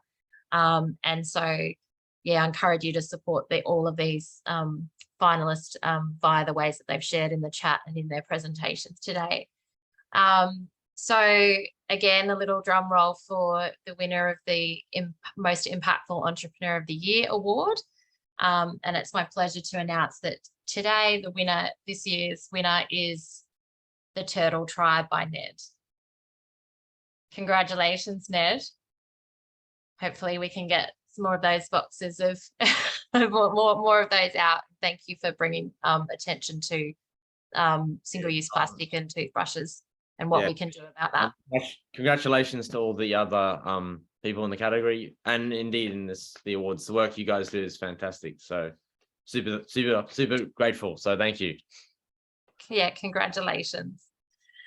Okay. I'm just heading back to Kat now, who's going to speak with another one of our VIP judges. Thank you, and congratulations again. I know that was a very hard category to pick from, so well done to you all.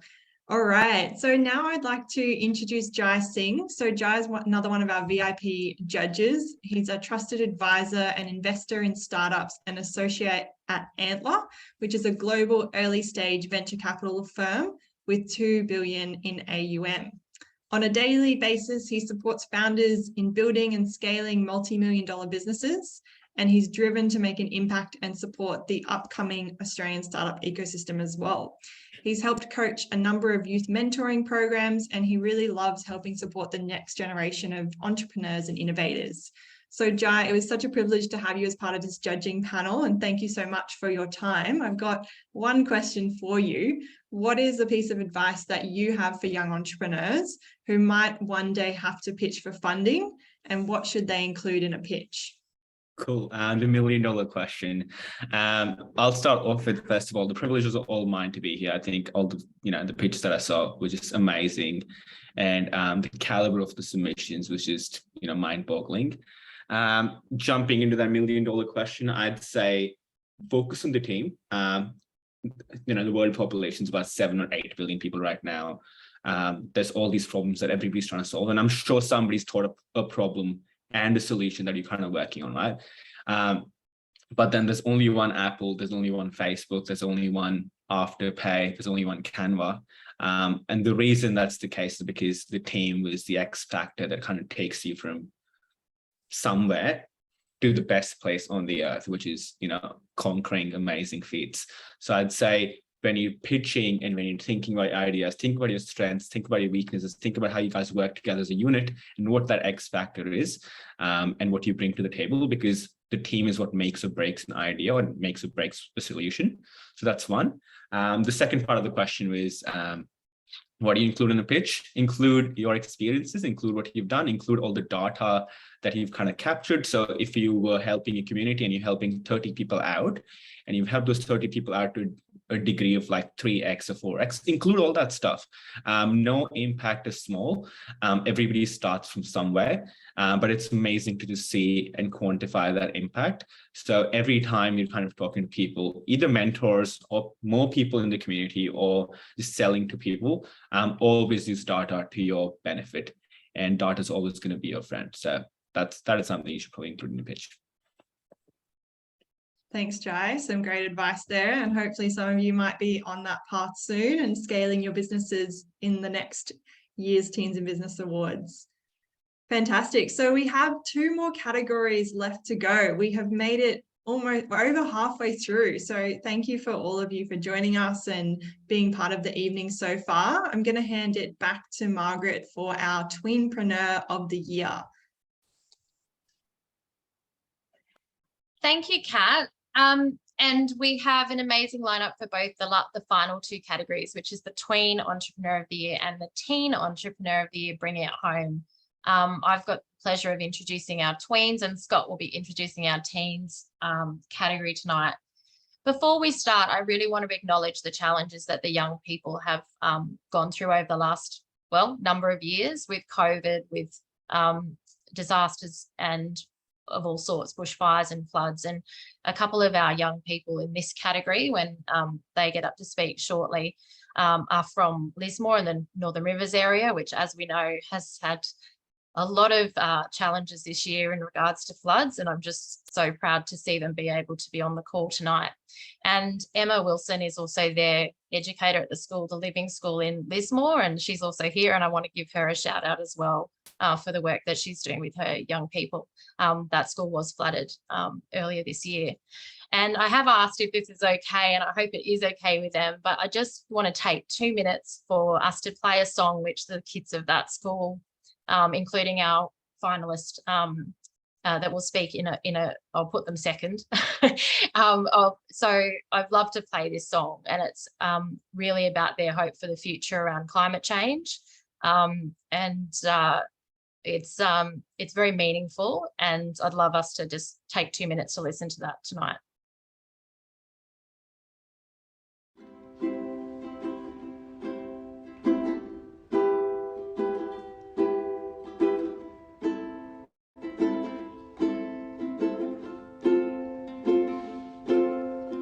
Cloudy as the rainbow fades, the earth is counting down its days. Fires, floods, and cyclones too. It's time to climb and change your tune.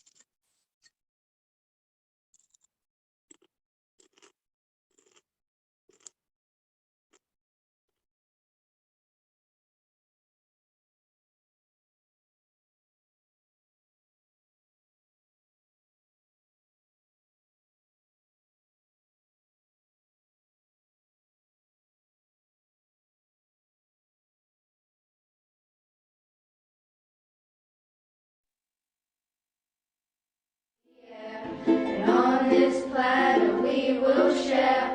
Climate change a tune from the sunrise to the moon. Yeah, we've got to do this soon. Time to climate change a tune. Climate change a tune from the sunrise to the moon. Yeah, we've got to do this soon. Time to climate change a tune. Climate change a tune.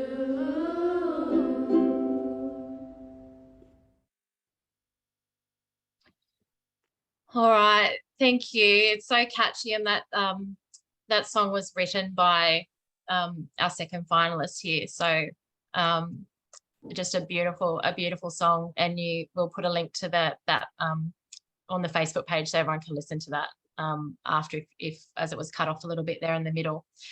So firstly, let's go to our first finalist in the tween category.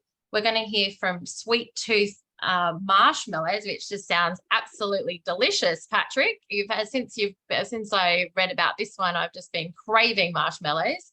The judges were so impressed by how far you've got, excited to see the growth of your business, but I just love the story of you even coming up with this idea. So Patrick, take it away. Good afternoon. Hi, I'm Patrick Dow, the owner and creator of Sweet Tooth Marshmallows. Sweet Tooth Marshmallows began its business journey last November at Woolworths when I asked the question, why were there no chocolate or other flavours of marshmallows in the shops? So for the next month, me and my family developed different flavours to give them to our friends and family over the Christmas period. Following the positive feedback, we smoothed off the rough edges in the recipe and design and launched our product the following month. Since January of this year, we attend 2 local markets each month, and just recently, the local council invited us to their community market. We also donate marshmallows to local raffles and community events. My family has supported my business, and together we have purchased a food trailer to help expand my business growth and marketing. The opportunity that a food trailer brings to my business, as it will allow me to expand my manufacturing so it could do more markets per month or sell to cafes, maybe IGA, Woolworths or Coles. The marshmallow industry is worth over $500 million and forms a part of the $7 billion in chocolate industries. It is forecast to grow on an annual by 1.2%. To help grow my business, if you have the skills to help me grow by distribution and marketing, please contact me via Facebook. Thank you for the opportunity to be a finalist in the Tween Entrepreneur of the Year Award. I congratulate every finalist to reach this level. Well done, Patrick. We've got to get you to Queensland for sure. So we'll see if anyone on the call and the mentors can support you to help you with this amazing business. Congratulations, Patrick. Delicious. So we're going to head now to Indigo and Charlie to tell us about their idea as a second finalist. Their business is called Care Co-Creations. They're also the singers behind the song we just heard, and also the composers. And the judges really loved your products, ladies, and are impressed by the fact that you've already generated a profit and that profit can go towards something so meaningful. So take it away, please. Much for playing our song, and hello from also from Condamooka Country. Treat yourself. Self-care, self-love, beauty, wellness warrior. All these things point to us to put our self-care first. So of course we're going to, but what about the care for our earth? My name is Charlie, and my best friend Indigo and I are the CEOs of Care Co-Creations. We lost our school in the floods made worse by climate change. Our social enterprise and climate action initiative for climate change is a combination of self-care and care for the earth. With sweet treats and well-being products, so far we have raised $300 to go towards our initiative. We were fortunate enough to go to a conference focused on disaster risk reduction, and that helped spread awareness. The t-shirts we designed always spark a conversation, which is why we love what we do. We would love to expand our business to more public domains, and winning this would be our path towards it. Treat yourself, treat the earth with Care Co-Creations. Thank you very much. Congratulations, girls, and thank you for putting a spotlight on on climate change and getting us all involved in that mission, and for your advocacy at those types of conferences as well. Well done. Okay, so we're now going to move to our next finalist, is Josie Page. Josie has a business called Josie's Jewels with these super cute earrings and products. And I think some of our team might have already bought some, Josie.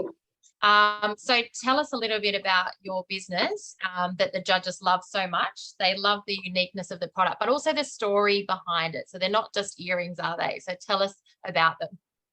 Hi, I'm Josie. I'm 12 years old and I'm the owner of Josie's Jewels. I started my business when I saw the lack of connection between students and their teachers and wanted to provide a conversation starter to help improve their relationships. In April this year, I began designing new earrings and attending markets to help widen my demographic.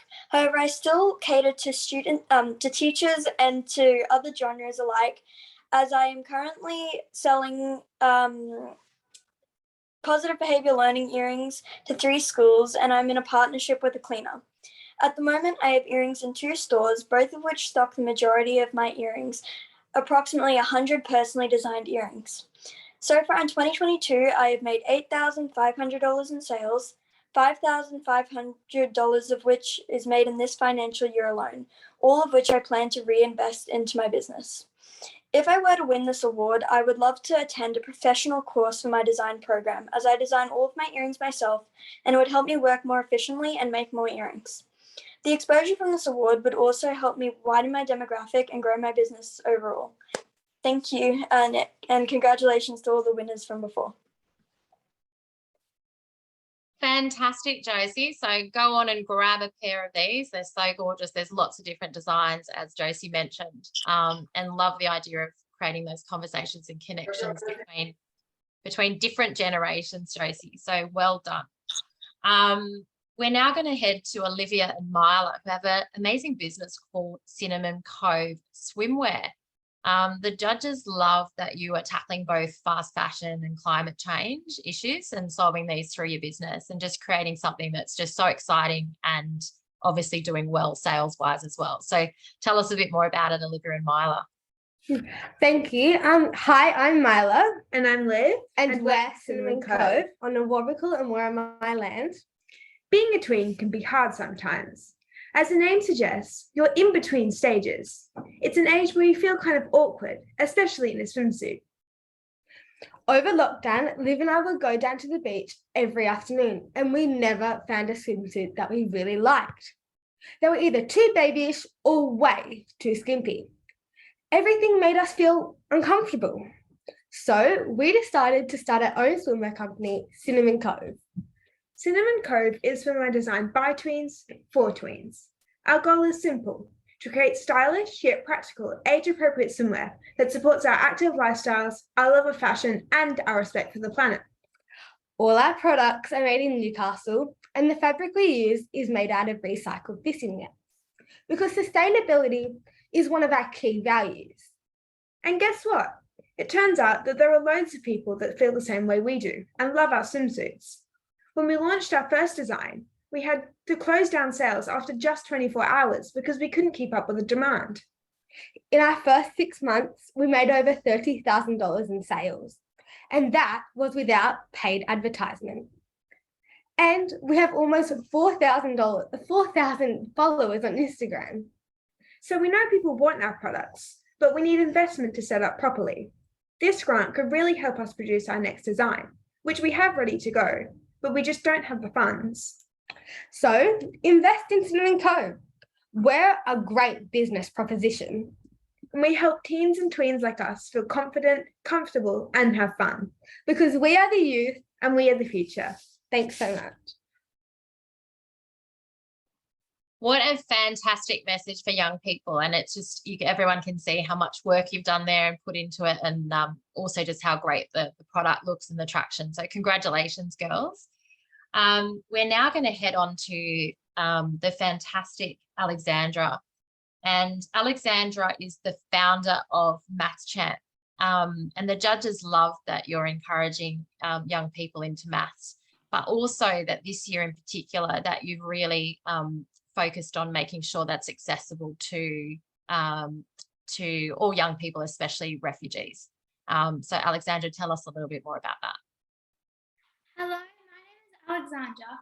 I create and distribute maths booklets around Western Australia. I've been running Math Champs for 2.5 years. I started it to encourage girls in maths, although all kids can work through the booklets. I distribute our hard copy booklet as 2.2 billion people below the age of 25 do not have internet access at home, with girls more than likely to be cut off. But I also have a website where the booklets can be downloaded. During COVID, it was discovered that many households in Western Australia did not have enough computers or the internet for children to access their education digitally. This is why I create physical booklets so that students who do not have access to the internet can still have an opportunity to do my maths booklet.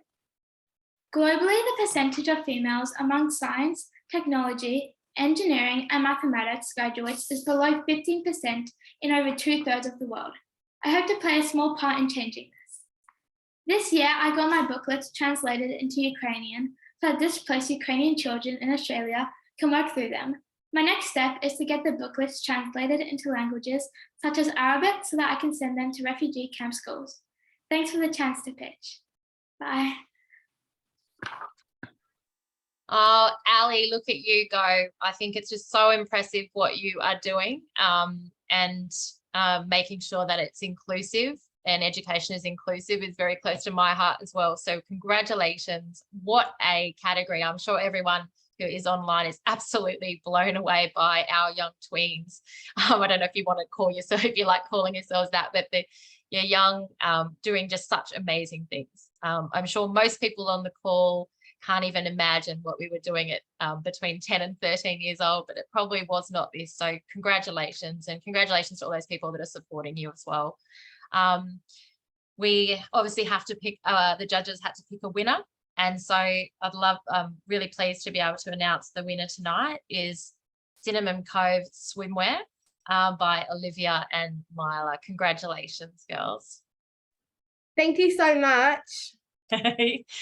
You're very welcome. And we did have a really tough choice. We also wanted to do a little bit of a shout out to obviously all of you for all of that work. Can you go to the next slide, Thea? We just also wanted to give a big shout out as well to Josie Jules, who was a really close runner-up in this category, and we just wanted to give you a bit of encouragement and feedback to Josie. Congratulations. I'm heading now to Scott. Thank you all for staying with us, because now we're heading to the Teenpreneur of the Year Award. Take it away, Scott.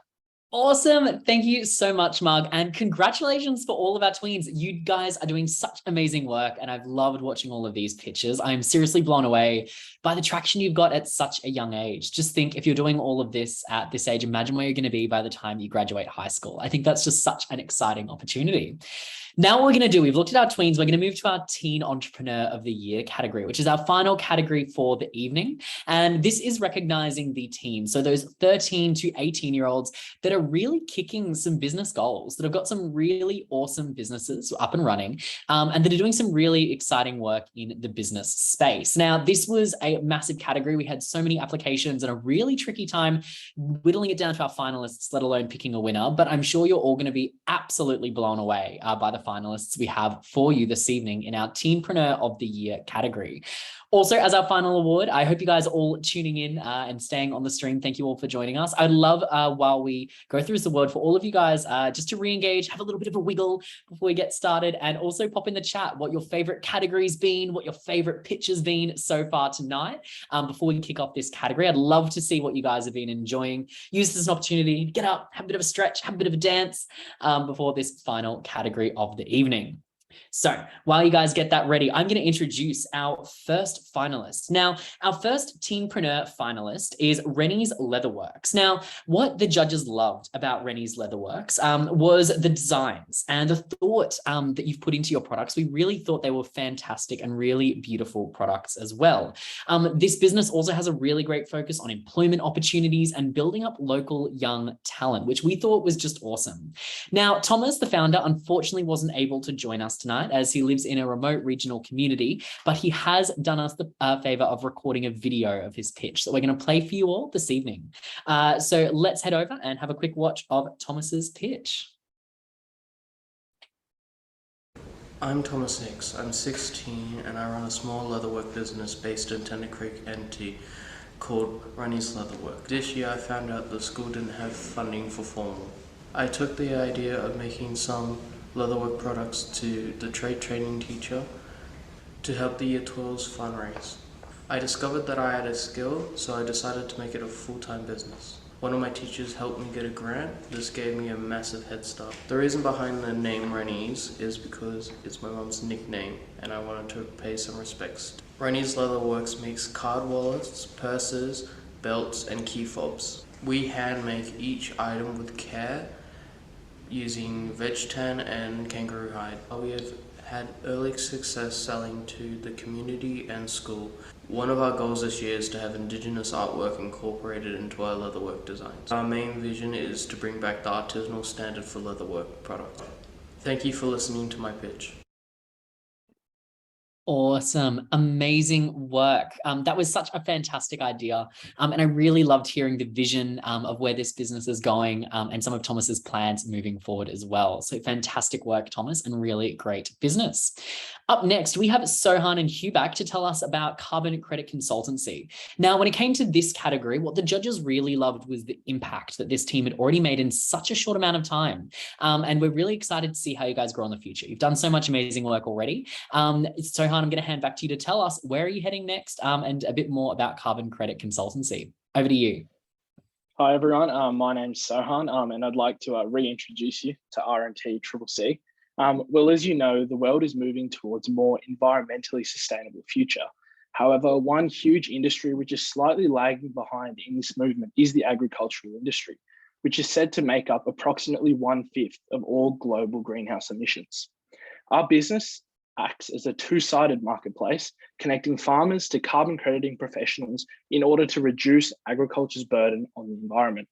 Hence, by connecting these farmers and professionals, RMT-CCC aims to make agriculture a more sustainable industry, while also increasing farmers' cash flow, not only reducing farmers' emissions, but inducing a global cooling effect, something that is not addressed by conventional renewable energy alternatives. Currently, we're working with farmers on over 30,000 acres combined, and in the future aim to scale the business by partnering with even more professionals and establishing more efficient marketing chains so we can reach out to more farmers and clients.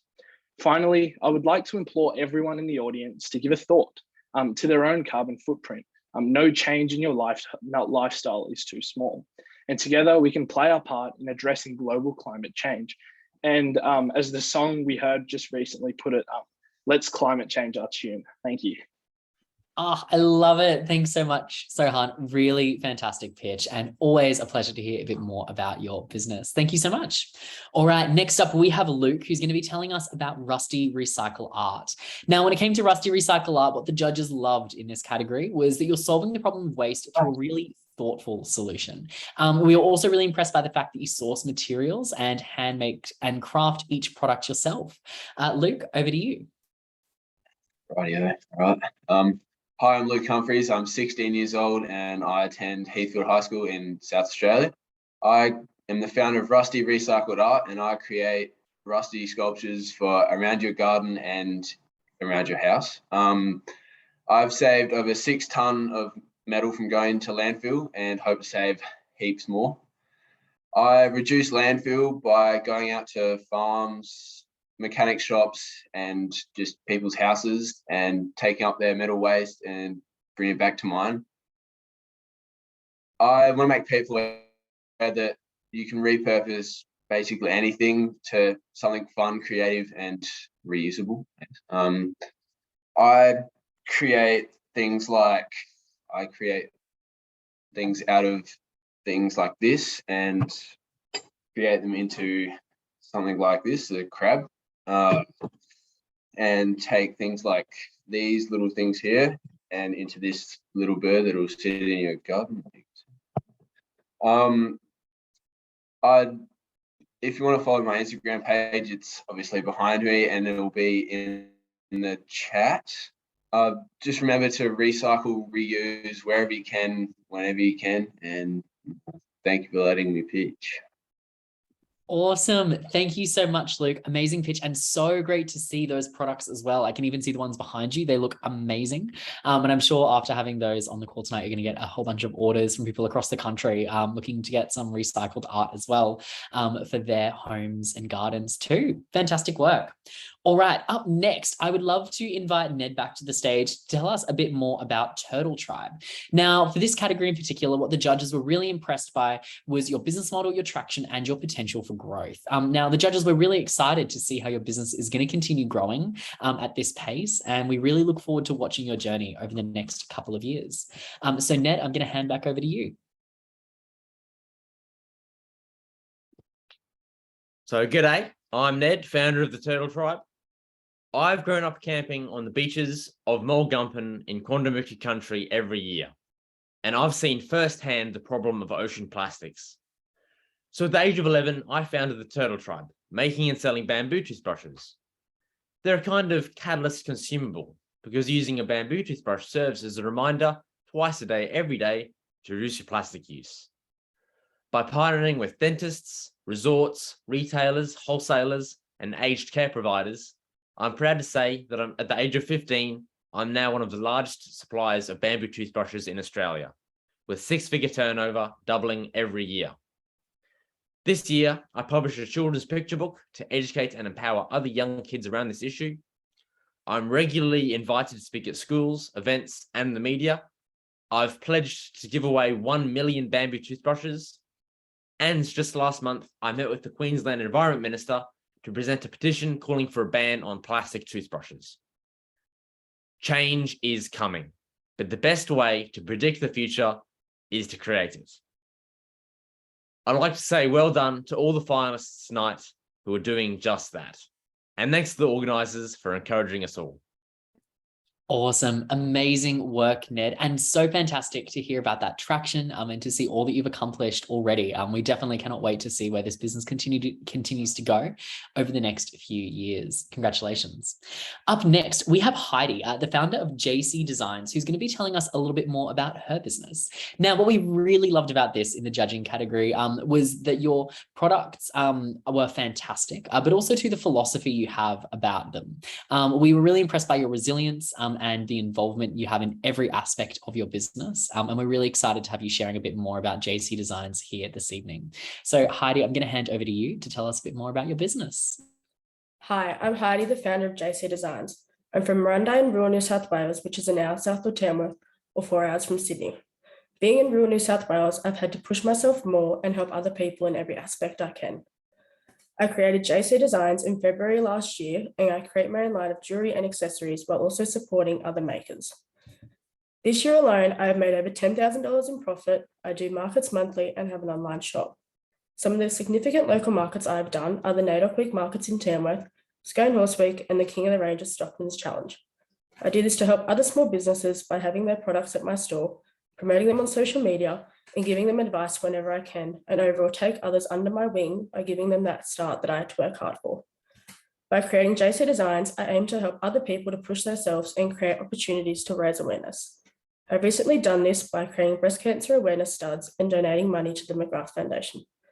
If you'd like to see more of what we do, follow our Instagram and visit our website. Thank you. Oh, amazing work, Heidi. Really fantastic pitch, and you're doing such impactful work. So thank you so much for doing all you do. All right, up next, our final pitch of the evening. I hope you're all ready. We've heard some really amazing young people this evening. And as for our final pitch this afternoon, I'm really excited to be introducing Princess, Casey, and Abigail, who are going to tell us a little bit more about their business, Merits. What we really loved as judges about Merits was the idea and the proposed marketing strategy to help really scale and grow the business. So Princess, Casey, and Abigail, I'm going to hand over to you guys to tell us a bit more about it. Hello, I'm Abigail and I did the ideation and research for our business. I'm Casey, and in my role, I helped and did a bit of everything. And I'm Princess. I did a little presentation. We are part of our business Merits, also being the main product and focus for the business. Together, we have created a prototype for the app to suit all device screens. At our high school, each student owns a diary which is filled with information about our school and it's a place to keep track of dates for assessment. Many students replied in a survey that organisers are impractical. As it is a physical item, students may often forget to bring it to school, earning multiple pensions. With this in mind, our goal is to completely get rid of the school organisers from schools who may have them and to introduce merit points, a system where in class you can earn a max of 3 merit points following school expectations. It is a rewarding system for students, and the amount you have can be used as targets for fun school activities. Our target audience is BYOD high schools that have the ability to adapt to many primary schools. This gives us the opportunity to help financially challenged students and give them the chance for more educational activities or purposes with the school's extra money. Our app's best features include includes student timetables and times, plus a map to help you not get lost, places for reminders and notes, personal and merits related information, and a space for the school to put any expectations, rules, and notes.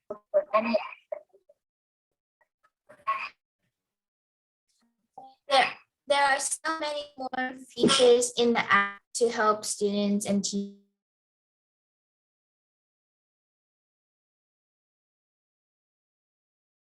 Oh, I think we might have just lost Princess. Abigail and Casey, are you guys able to finish up the pitch for us? Yeah. There are still many more features in the app to help students and teachers easily get around the school, but time is running out. We hope to introduce the merit point system to many different schools and eliminate diaries. We will target schools by adapting to their needs. This business will get students to feel more included to school ideas while to improve their behavior and decrease the number of detentions given. We want to congratulate everyone for the hard work. Wanted to say thank you for letting us pitch, by the way.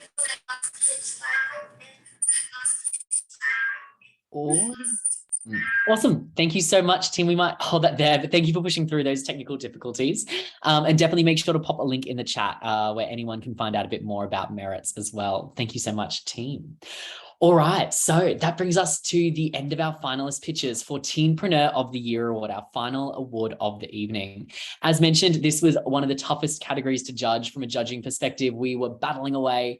We're really impressed by all of our finalists. Now, before we announce the winner, we do have a runner-up that we wanted to give a special shout out to for doing some really, really fantastic work. And that goes to Rusty Recycle Art by Luke. Amazing work, Luke. We really loved seeing your business, Rusty Recycle Art. We've loved seeing how it's continued to grow, and we can't wait to see how it continues to grow as well over the next 12 months. So congratulations, amazing work, and a big shout out as our runner-up. Now, as far as our winner, the winner of the Teenpreneur of the Year for 2022 goes to, drumroll, Turtle Tribe by Ned. Congratulations, Ned. Everyone, make sure to pop your emojis in the chat, and Ned, make sure to link us to where we can find out a bit more about the work you're doing at Turtle Tribe. I know from a judging perspective, we were just blown away by the traction that you'd had, all the successes, and also to all the impact you're making in the community. So thank you for all you do, but also a massive shout out to all of our finalists. As mentioned, this is a really popular category. So the fact all of our finalists were able to make it through to pitch this evening is a real testament to all of the hard work you guys have put into your businesses. Now, I am going to hand over to Marg and the YCA team to wrap us up and finish up the Teens in Business Awards for 2022. Marg, back over to you. Oh, Marg, I think you might be on mute. Yeah. I got it. Thank you so much. My lights just went off here and I was trying to work out how to get them back on. Thank you so much, Scott. That's been just so amazing. The last couple of slides here that we want you to all take on is making sure that you're following all of our finalists on Instagram. If you haven't been able to find them, here is your opportunity to take a screen grab if you want, and make sure that you can follow all of our young finalists and winners on Instagram. If we haven't included you there and you have an Instagram that we don't know about, definitely pop that in the chat. I'll give everyone a few seconds to screen grab if you can, print screen copy, print screen copy paste. And then we'll move on to having a look at some of the products that you can buy and support young people today. We've got a couple of examples here of things that are for sale, either via their websites or via Instagram, including Rusty Recycled Art and Magnificent Echo, these beautiful butterflies by Kiana, Rennie's Leatherworks and the Turtle Tribe, obviously.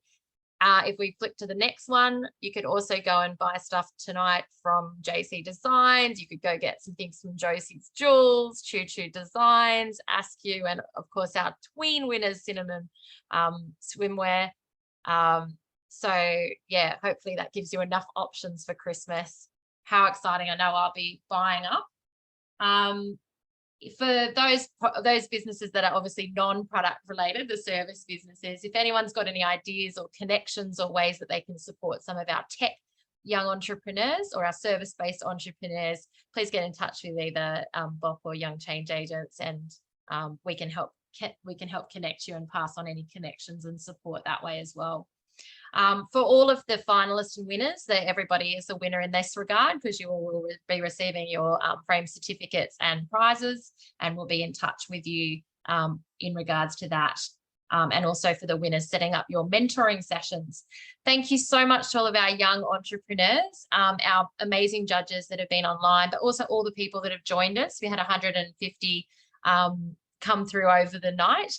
And we know that each one of those was a lounge room full of people enjoying this amazing night and experience. So thank you to everyone for joining us and everyone for pitching tonight. Also, obviously, thank you to our sponsors and everyone that's made this a really special occasion. Speak up if I've missed anything, Scott and Kat and Thea. Thea's been behind the scenes putting all of this together, so big shout out to her as well. Thank you, Thea and Kat and Scott and your team, Bob. At Bob. Scott Bob. Scott at Bob.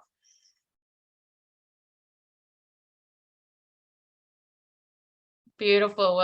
Scott, was there anything? Did I miss anything? No. I was thumbs up. You nailed it. Yeah, no, thank you guys so much. And a shout out to all the amazing young entrepreneurs that entered this year, and also to the entrepreneurial mentors, educators, and supporters. It's been really amazing to see the youth entrepreneurship space grow so much in Australia over the past 10 years. And I can't wait for to see in 2032 where we're all sitting and all these amazing young entrepreneurs out there killing it, reimagining what business looks like here in Australia. So thank you all for jumping on tonight and for entering and supporting the awards. And we'll see you all sometime soon.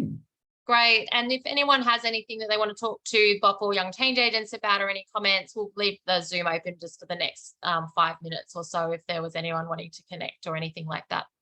Thank you so much. Have a good night, everyone. Thank you. Thanks, Mark. Thanks, Scott. Very well done.